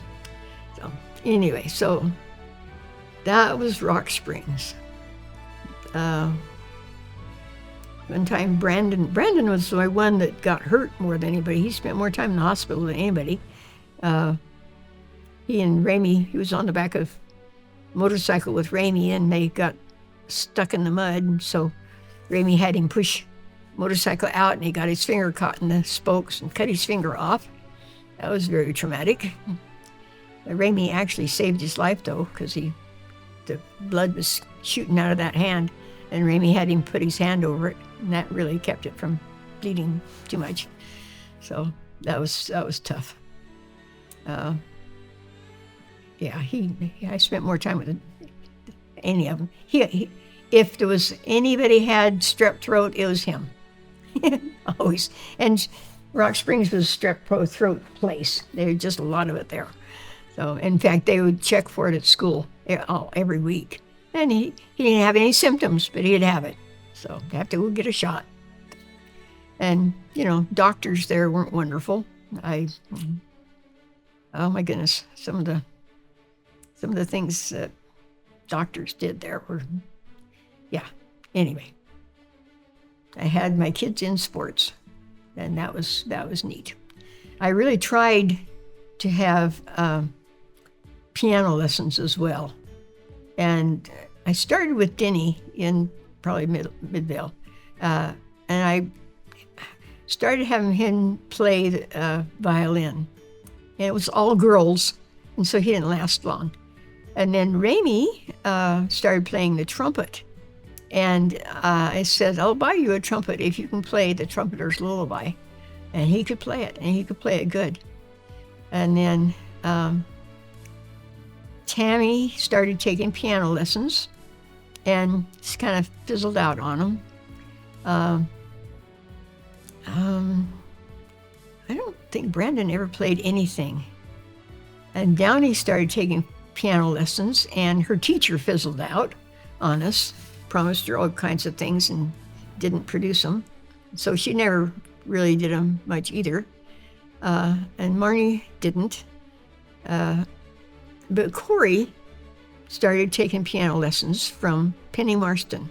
And the way we worked that out, I would go clean Penny's house while she gave Corey the piano lessons. And Penny was a little gal from Taiwan, someplace. She was a Chinese girl. And she had a very different method of teaching, but it worked. And Corey learned really quickly and went on from there to become a music major, actually, in college. So that was a good thing for her. She also played the French horn. And when she started musical instruments in high school, the conductor said that she could play any instrument that she wanted. And French horn was one of the hardest ones. And because we had no money, we were under IRS's thumb at the time, and they provided the French horn. The school provided them. Usually the kids didn't have those. So that's what she played. And she played with Mr. Morrison. They were a good duet together. The one thing that with the French horn, one year for Christmas, I was looking for a cedar chest in a Salt Lake newspaper that I wanted to buy for Corey for Christmas. And I ran across the French horn in Salt Lake. And so I got in the car right then, drove to Salt Lake, bought a French horn, seat belted it in, and drove home again. And then for Christmas, I gave her a little ornament. It was a French horn ornament with a magnifying glass. I said, what do you get when you have an ornament with a magnifying glass? And then brought out her French horn. She was so excited. That was really a neat thing. Well, anyway, so Casey played French horn. Casey, being number 9, did not want to do the things the other kids did. She wanted to be her own person, which was a good thing, you know. But so she was in choir and in band and stuff. Of course, Cody was in music. I can remember your teacher saying if I could get Cody's voice out of his nose, he'd really, really be good. Something like that. Anyway, and theater. And Cody was in the Music Man. And, how many other ones? There was some fun. That was fun. Oklahoma? What else? I'd have to look those up and see what else. But you're in a quartet in Music Man with these 4 little guys, and one of them was born without the bottom half of him. And he has gone on to become famous with climbing Mount Everest or someplace. Okay, climbing somewhere. But that was always awesome to go to those musicals and to all the concerts. And we had sports. We had, of course, baseball, mostly baseball. And I don't know why we did mostly baseball, but I loved it. And I can remember snowing in July. Well, it probably wasn't July, but snowing at a baseball game. And the one time that Cody, I was late picking him up, and he was waiting for me, and he was throwing the ball up in the air, and it caught on a rock. So he decided to go up and get it down, and he fell and broke his arm really bad, really, really bad. And he thought they were going to have to cut it off. It was so bad. And so they called me, and I met him at the hospital, and he said, "I'm sorry, Mom." It wasn't his fault, but I thought that was kind of sweet when we had it fixed. I don't know if they even gave him morphine when they had it fixed. They wouldn't let me be in the room. He just pulled it. He didn't fix it right. It was never the same right. Like I say, the doctors there were, when Patrick and Cody was born, after we got home from Salt Lake, they circumcised him. They did use no deadening, no anything. I had to stay outside and listen to him scream. That was awful. That was awful. Anyway, his arm was never the same, but he kept playing baseball. He got really close to a lot of those kids, just really close. the one year that we made shirts for everybody, and Cody was number 99. We were in Riverton at our tournament, and Cody got up to bat. He was the first one up to bat, and the first ball that was thrown across, he hit a home run way out of the field. And boy, I jumped up and down and said, "I'm 99's mom," and showing off my shirt. I still have that shirt somewhere. But after, I don't know if it was that tournament, but after the 12th, when they were 12, the tournament ended. Those boys all just bawled. They were just, because they never would really be together again like that. They were really good friends and played so well together, and they were a good team. Cody was a good player, really, really good player. Brandon did some baseball, didn't do a whole lot with it. Brandon was my builder. He was always trying to get things fixed up better. And yeah, in high school, Brandon was my golfer, man. And he taught Dennis to golf. And I didn't ever golf with Dennis because I thought that was a good thing for him to do with his boys. But Brandon, one year, was on a tournament, and he messed up, and he threw his putter into the lake. Finished out his tournament with one of his irons or something, whatever they're called. Yeah, and he didn't win the tournament that year, but he did. Brandon was a great golfer. He did really well. He was on a winning golf team. And then we had the gymnastics girls. We had Corey and Marnie and Tammy and Downey were all in gymnastics. And Corey did it just for a season, but because she got more into music and into band, but she was really good when she did it. And in fact, it was, we had IRS over us, and we couldn't afford the admission fee to get into gymnastics. And so, because they were so good, they allowed us to go in free. Marnie didn't last very long. I can remember about one of the last things that she did. She was on beam, and she started to do a flip and dismount, and she froze right in the middle, and she almost fell straight on her face. And she didn't do it much after that. That scared her. Tammy and Downey went on to be state champions.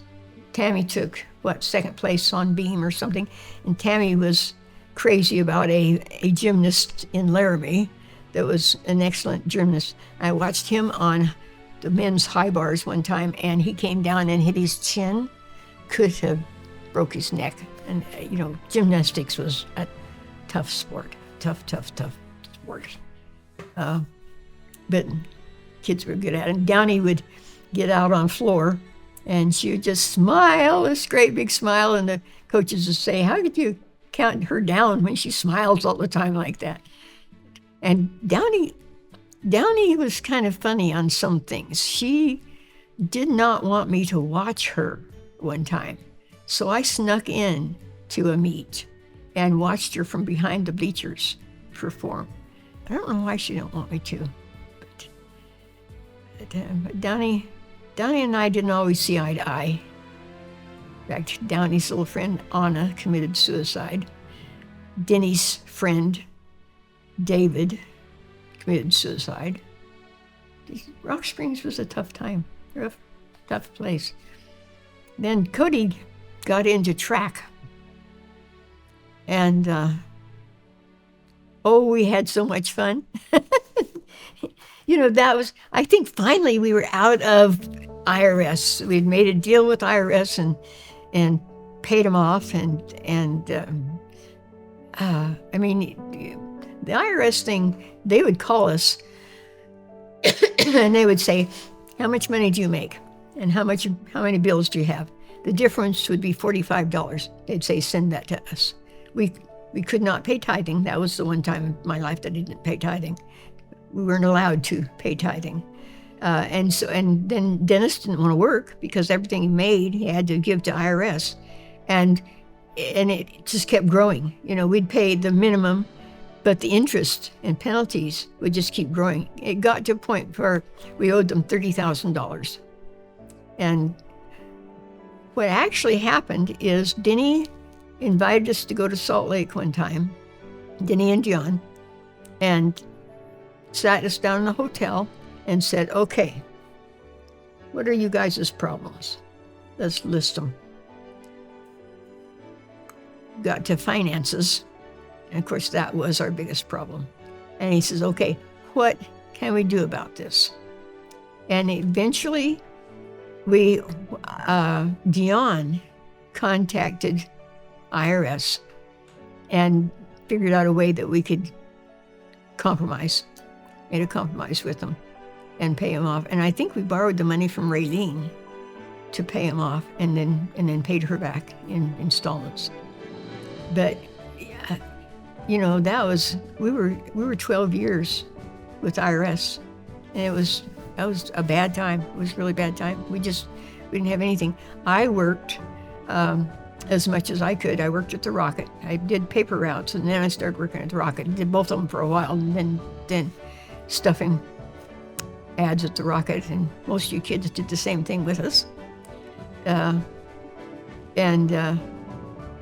would do demos at the what's it called, stores, anything just to make some money. And I can remember took Cody to the dentist.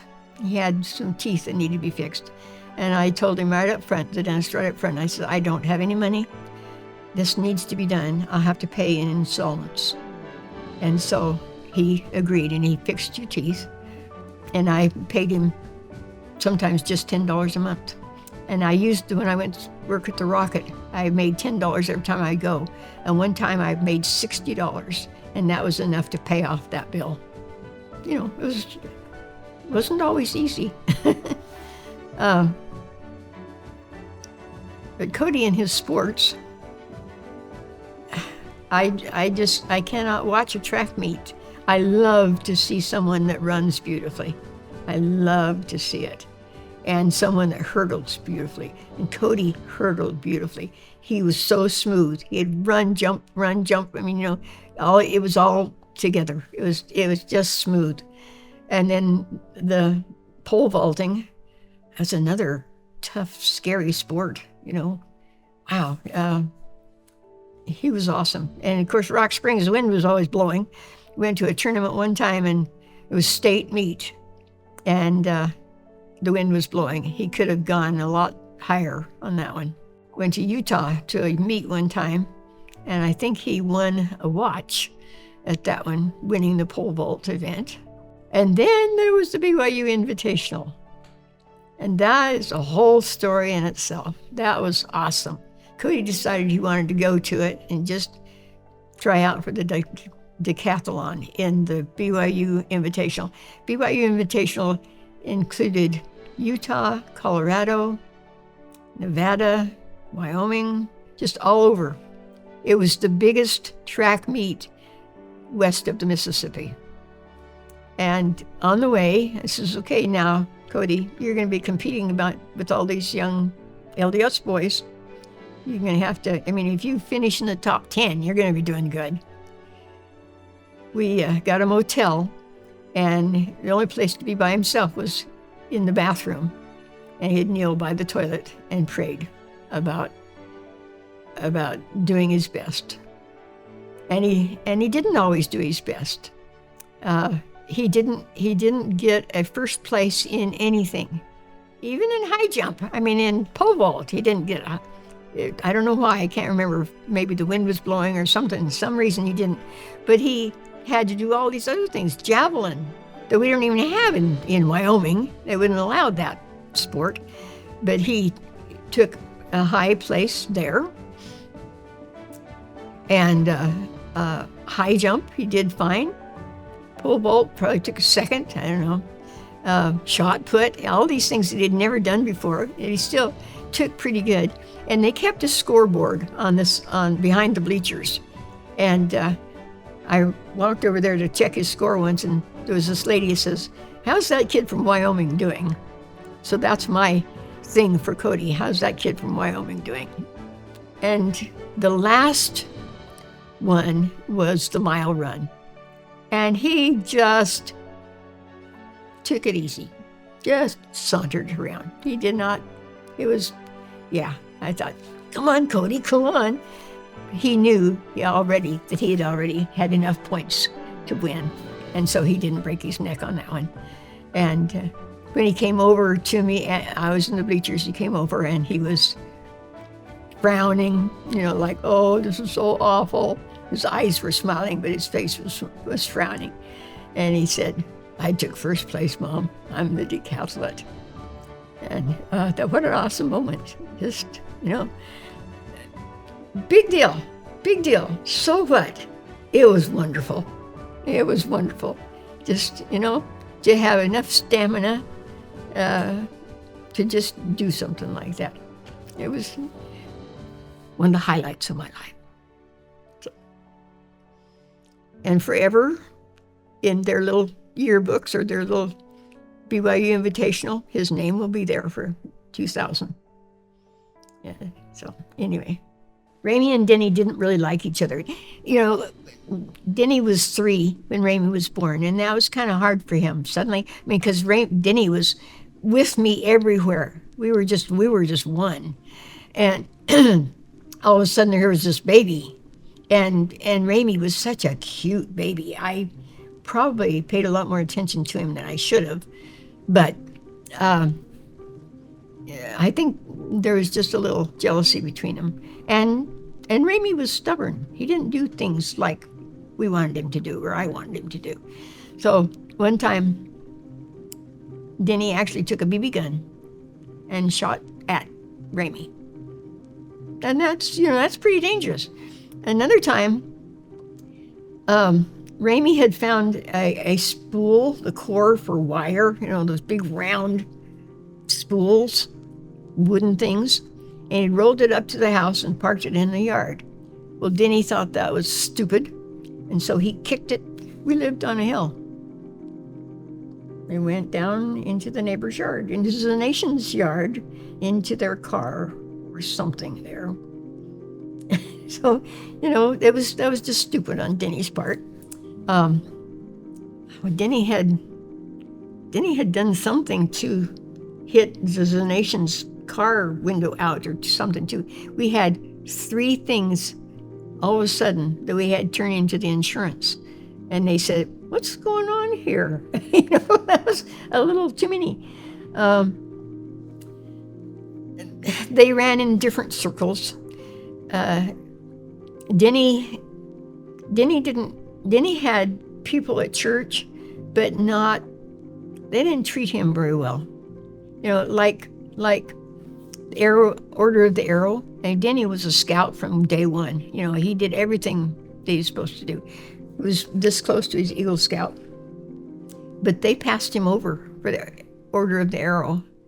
And he stopped then. He didn't get his Eagle. He thought, what's the use? They just passed over him. And people in Rock Springs passed over Downey as well, the LDS ones. Now, Ramey had friends that were LDS, all kinds that he could have. He chose Mike Shaw as his best friend. And Mike taught him to drink. And Mike was having problems. His parents were getting divorced or something. And so Ramey was very empathetic to him. And they just hung out. But Ramey just went from one thing to another. I swear Ramey was bent on committing suicide when he was a kid. He would get on the freeway and drive 100 miles an hour. Just, I don't know what for. It makes me wonder why. And like one time, he was down by the mini mall in the parking lot, and he was so drunk, he doesn't even remember what happened. But somebody hit him in the back of the head with a ball bat. Cracked open his head. Ambulance came, drove him up to the hospital, which was just not very far. It cost him a small fortune, and he was so upset about that. But he didn't even know that anybody had done that. Basically, he was so pie-eyed. Before he went into the service, Ramey went out with his friends. Some of them were known to do drugs, and they brought him home. Two of them, one on each side, had him by the arms, drug him in, and took him in, laid him on the bed. And I was so afraid that they had pumped him full of drugs, and he was going into the Air Force, and he wouldn't have been able to get in. But then they were going to undress him and put him into bed. And I said, "Oh, no, you're not. You just, get out of here." But that was his friends, and he could have had so much better friends. One time, Denny came home from some activity. It was a church activity, and he woke me to tell me that he was home, and he had a Book of Mormon in his hands. And just about the same time, Lorana's oldest son, Ronnie, had gone to Salt Lake because he was in jail for doing something. And I thought, I'm so grateful that Denny was doing the things that he was doing and not what Ronnie was doing. But they didn't have a whole lot to do with each other. And Denny was older, and of course Denny was so good in school. Ramey wasn't as good in school, and didn't really care. So, especially after he started drinking. When I found out Dion was pregnant, I was sitting on the computer doing my computer work for Dennis, and he came in and sat down by me and kind of closed the door. And I said, "Hi, Den. What's the matter? Is Dion pregnant?" And he about fell off the chair.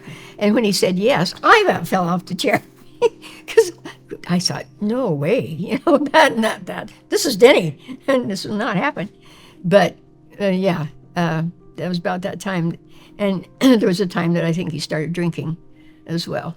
And I don't know if that was before they were married or after.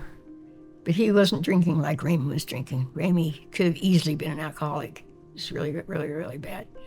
And there was a point when Dion, it was after they were married and in Laramie, and Dion looked at him and said, "This is not you. This is not what you know. This is not right." And so she started investigating the church, and she joined the church, and he then maintained it with her and stopped the drinking and stuff. So Dion is the reason that he's doing as good as he is. I don't agree with his politics, but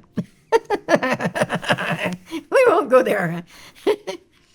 I haven't mentioned any awards. Corey and Casey got mathematic awards in grade school and high school. Casey has got records at East Junior High, sports records, and Downey that were still there when the building was still there. Yeah, you have to. Marnie tried hurdles and hit the hurdle and completely wiped out her leg. That was bad. They couldn't find me. I was at a lady's house quilting. They couldn't find me. That was the only time Dennis had to take care of somebody at the hospital. But anyway, she stopped pretty much running after that too. But I had great plans for everybody. Denny, Ramey was no way. Ramey, we'd go to church, and Ramey wouldn't want to, and so I'd say, "Okay, then you stay home and clean the house." And he would. He'd clean the house. He'd rather do that than go to church. And he knows nothing about the church, really, absolutely nothing, and isn't interested in it at all. Tammy used to go to seminary and work on her makeup and her hair in the bathroom during seminary. But Denny and half the neighborhood went to seminary. And your seminary was awesome. You were seminary president, and all the fun things that you did with those kids. I still remember the Grecian urn. That was so fun. Just, you guys made my life fun. Dennis wasn't fun. You made my life fun. You made it interesting. And even like all the dances that you do, all these fun things before the dance.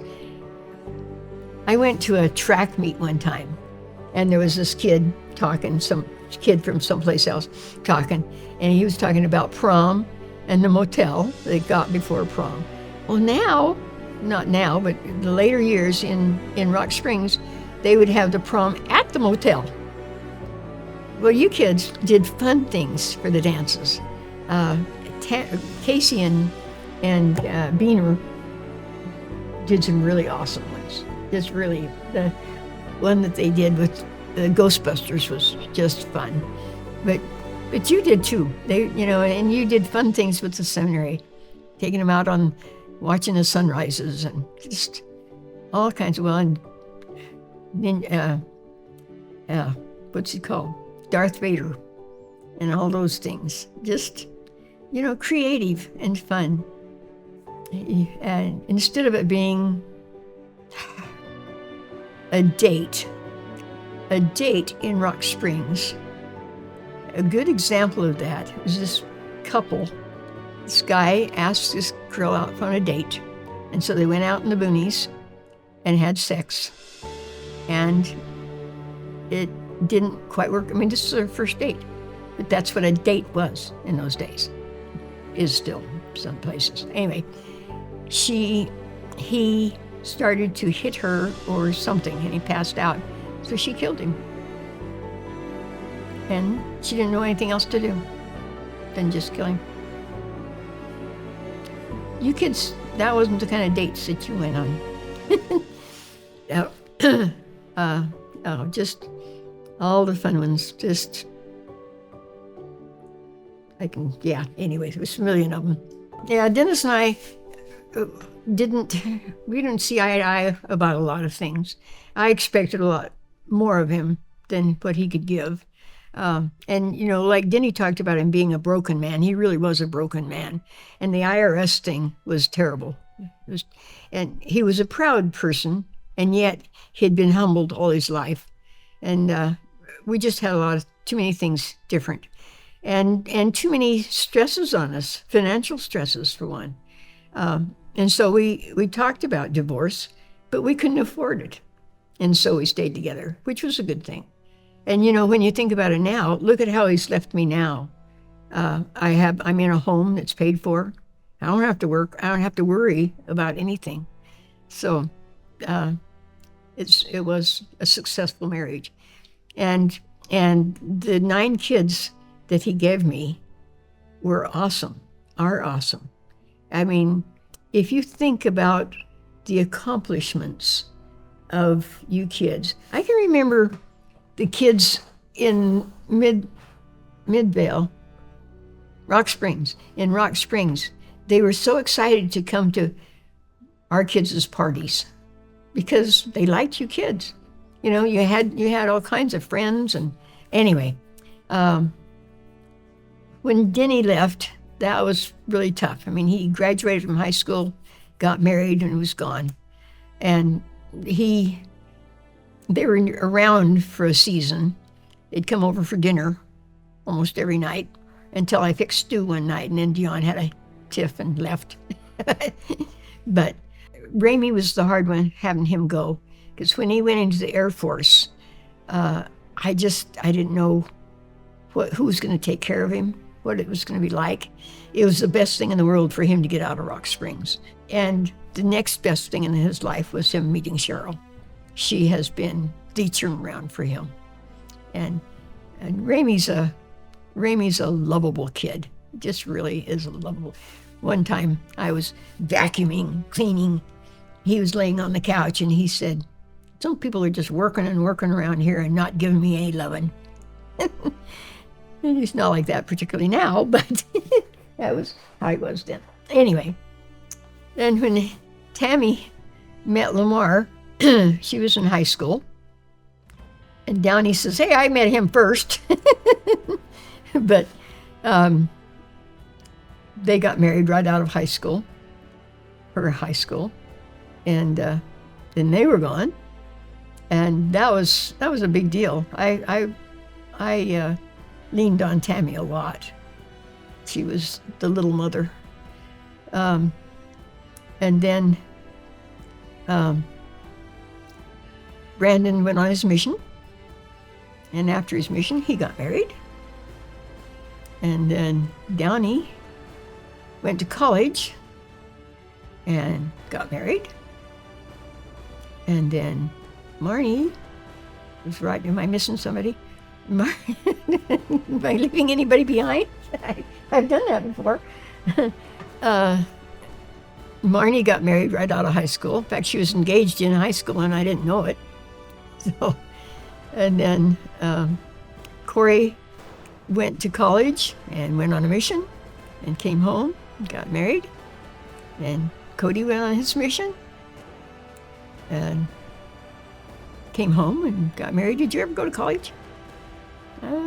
Yeah. And then Casey went to college and met Harry and got married. So there were the really easy times were Cody and Casey years, just because we were out of IRS and like I say, you were our social life. We went Holiday Inn, went to your ball games and Casey's too, or concerts or whatever. So that was all good.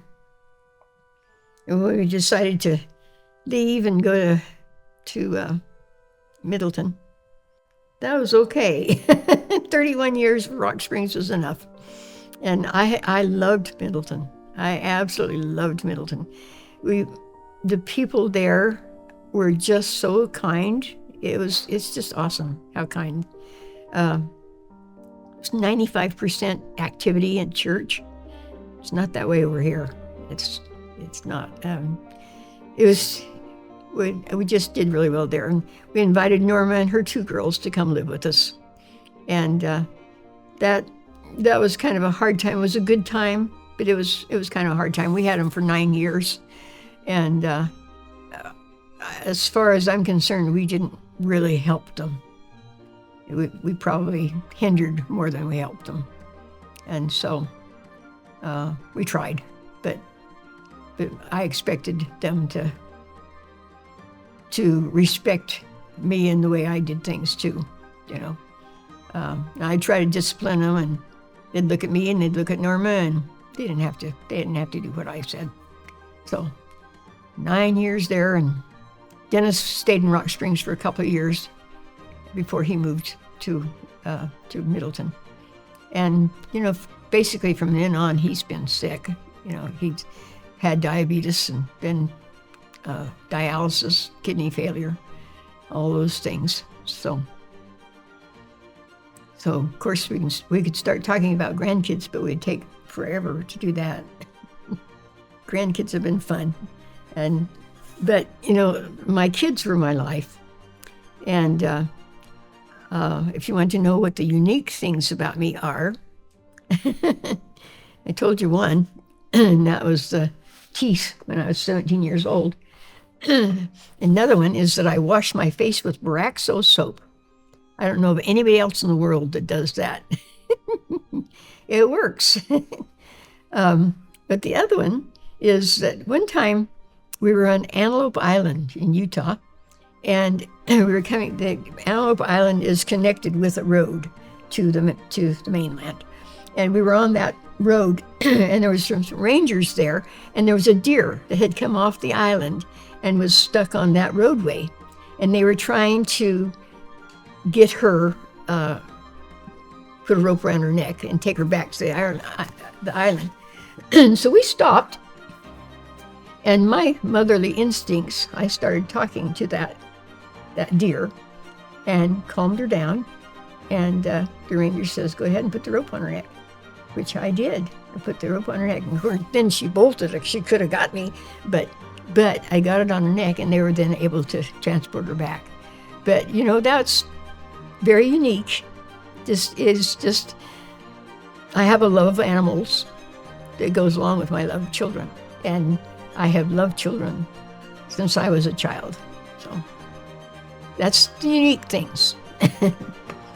You know, when Dennis was young, his mother was an alcoholic, and she went to Provo Institution a couple of times to get dried out. And then one time after she'd been there, she got converted to the church when she was there. And so one time when she got out of there, she met Dennis in Salt Lake, and he was just a kid. They were at the church history building, and they were on the stairs, and she was telling him, if you don't shape up, you're going to go to hell, sort of thing. And so that was kind of his experience to start with church. He played church basketball, and so that's why he actually joined the church. He was playing church basketball. So it didn't mean anything to him. And Dennis lived a life of not being loved. I mean, truly, his aunt and uncle took him in. That saved his life. But they used him. They worked him. He worked from the time he was 8 years old. And they didn't express any love to him. In fact, they called him a little son of a bitch most of the time, or a little bastard most of the time.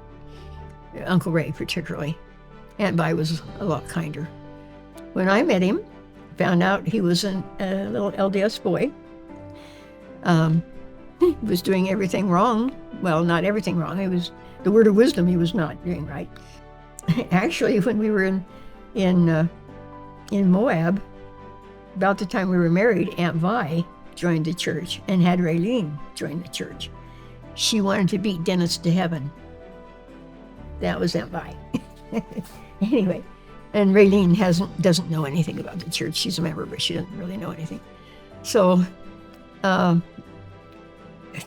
he has gone. Okay, like we went to the temple when Denny was about a year old, and we were sealed in the temple. And so he stopped smoking for about 2 weeks, and then he started again. But he didn't tell me that he had. He told me he wasn't. And I would find tobacco crumbs in his pocket. And one time there was a cigarette that didn't flush down the toilet when he thought it would. And, you know, so the trust, that completely wiped out trust for me. So anyway, he then openly smoked from then until the year Brooklyn was born. And we went to Denver for Christmas at Denny's house, and that was his Christmas present to us, was to give up smoking. And that was hard. You know, that is one of the hardest things to give up. But he did it, and he remembers his last pack and his last cigarette. And because if you remember, he used to stand at the door with his hands in his pants and cigarette in his mouth. Well, and so that was, Brooklyn was born. Where were we then? We must have been in Rock Springs. Yes. Oh, yes, definitely in Rock Springs. And we had gone to there was a thing called Priesthood Over 21 class that they held. And it was good. It was a temple preparation class is what it was. And that's before we went to the temple. We did go through that, and he went through it pretty well. And he started paying, he actually believed in tithing. He saw what it was like when he didn't pay tithing. I don't know that you can say that Dennis ever really believed, because how can you believe that someone that you cannot see or hear or feel loves you when nobody around you loves you? His family loved him. His kids and I loved him. But it still wasn't enough. You know, I don't think that he ever really believed. He went through the motions. For him, it was church. For him, it wasn't Jesus. For him, it was Gordon B. Hinckley. He'd buy a book about Gordon B. Hinckley and read that. Or Insights, Russell M. Nelson. He'd read those, but he didn't read books about the Savior. And so, and we didn't pray. We had the blessing on the food. And that was all. We never had family prayer or We had family home evening. I instigated it, and most of the time it was about cleaning the house. But I don't think that in his heart he really believed it. But at the end, he was a temple goer. He was a temple ordinance worker, or not ordinance, but we worked in the baptistry. And so he could pass the questions and the test. It's just, where was his heart? Because he didn't really care about going to the temple. He didn't really want to go, but he'd go. And I spent a lot of years alone, very alone, because of that. I mean, I can remember one time going to a executive party of some kind. It was all of the bishopric and leaders of everything, and I was a leader of something, who knows what. And it was a dinner, and Dennis wouldn't go with me. And so I went to this dinner, and I sat down by Shirley Green, who was the bishop's wife. You can't sit here, somebody else is sitting there. So I picked up my plate and went home, bawling. I just always had to do things alone. So, but he went with me at the end, and maybe his heart wasn't in it, but his heart was good. And now he knows about Jesus, and it's easier to accept, but he knows how much he's loved. What is your biggest regret in life? Beating Ramey. Say it in a full sentence.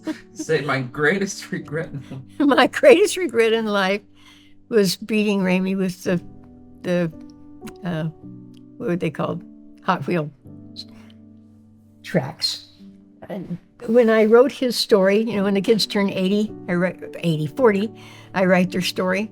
When I wrote his story, I was sitting in church and thinking about my beating him with those, and just started to bawl. I called him and told him, I'm so sorry.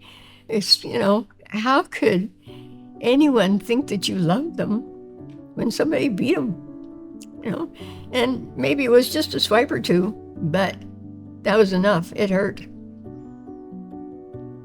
So on the other side of that, I mean, what were some of your greatest achievements in life? Other than your kids. We know your kids. You can say that. Well, what I have would like to have written on my tombstone is mother. But that's just all I've ever wanted to be. And if I've been successful at that, and when you think about it, each of you 9 kids, I have been successful. And not because of me. You came this way. But I loved you on the way. And I had one teacher say, if you, how did he say it? If you could bottle your success, you could be a millionaire. And he was talking about my kids. Parent-teacher conferences were wonderful for me. And there's just nothing like children.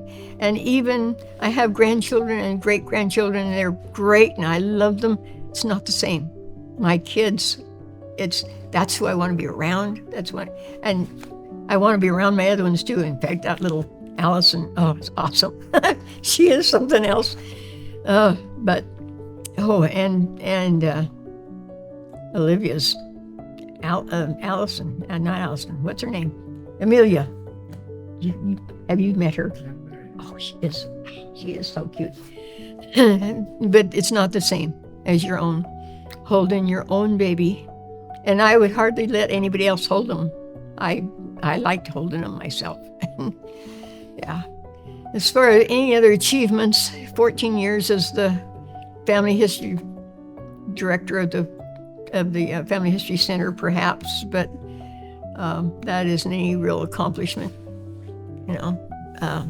What have I done with it? I do genealogy, but I'm learning a lot that I didn't know before. So I don't know of anything else that really is an accomplishment. So, like I say, I'm kind of a plain person, insignificant, plain person. What's the most embarrassing moment of your life? I went to the bus to see my boyfriend off one time when I was a kid. His parents were there. We were just at a bus stop. He was going to Montana, moving. And I had a red slip underneath my dress, and it had a snap, and the snap came undone, and I fell down in front of my boyfriend. That was embarrassing enough. What would you say was your best trip that you ever went on? Probably to Hong Kong.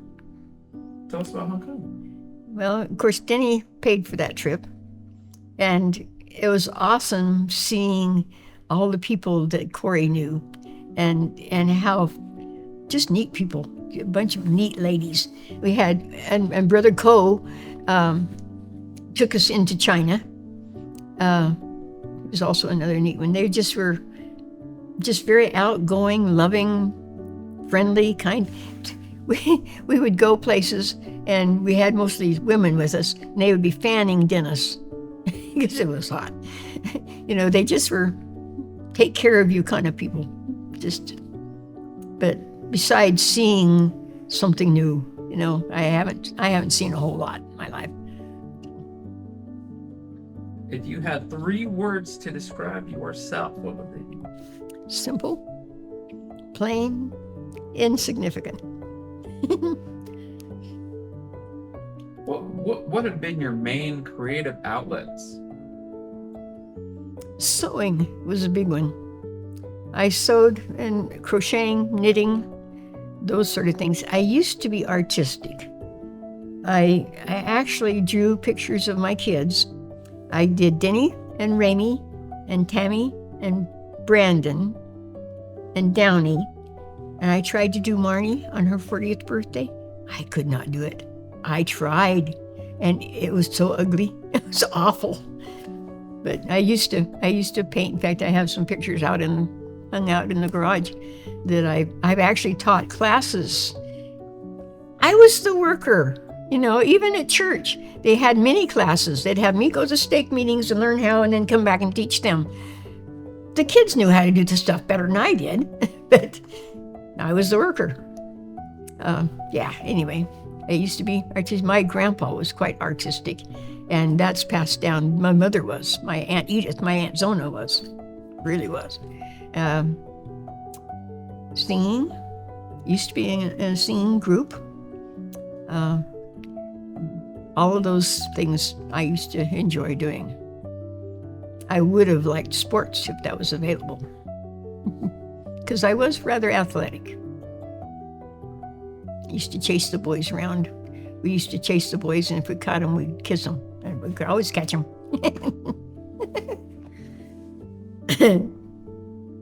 That was one I'd forgotten about, and I remembered it after reading one of the things in that book. And actually, I enjoyed kissing, and it almost got me in trouble several times. But anyway, when Eleni was born and I was in Washington, there was their landlord, Corey's landlord. I went to church one day and had on a red dress, and he thought I was beautiful. And he told Jean, he says, "You probably married Corey because her mother is so beautiful." That was quite a shock. So I called home to Dennis. "Dennis, do you think I'm beautiful?" He just laughed at me. I said, "Do you know I have a dimple?" "You do?" Yeah, anyway. What are your love languages? Well, I know there are some, but I don't know what they're. One of them I know is I'm not touchy. Yeah, Mother didn't give hugs, and I don't give hugs very well. I have to really think about it. I enjoy a hug, but I don't like being touched much. Even to go to a chiropractor is hard for me, because I don't like being touched. And I don't know that those 5 are all inclusive. Because I like to be alone too. I like to be alone, but then I don't like to be alone too. The final question is going to be, what is it that you want to tell us? If we watch this after you're gone, what do you want to say to us? Well, the thing that I have always written as my last thing is that I love you all. And you cannot imagine how deep that love is. And I want to be with you in the eternities. Every single solitary, 103 of you. I want to be with you. No empty chairs. And I believe that can happen. But it can't happen just with my efforts. It's got to take some other. It's got to be, Heavenly Father's got to help. Jesus has got to help.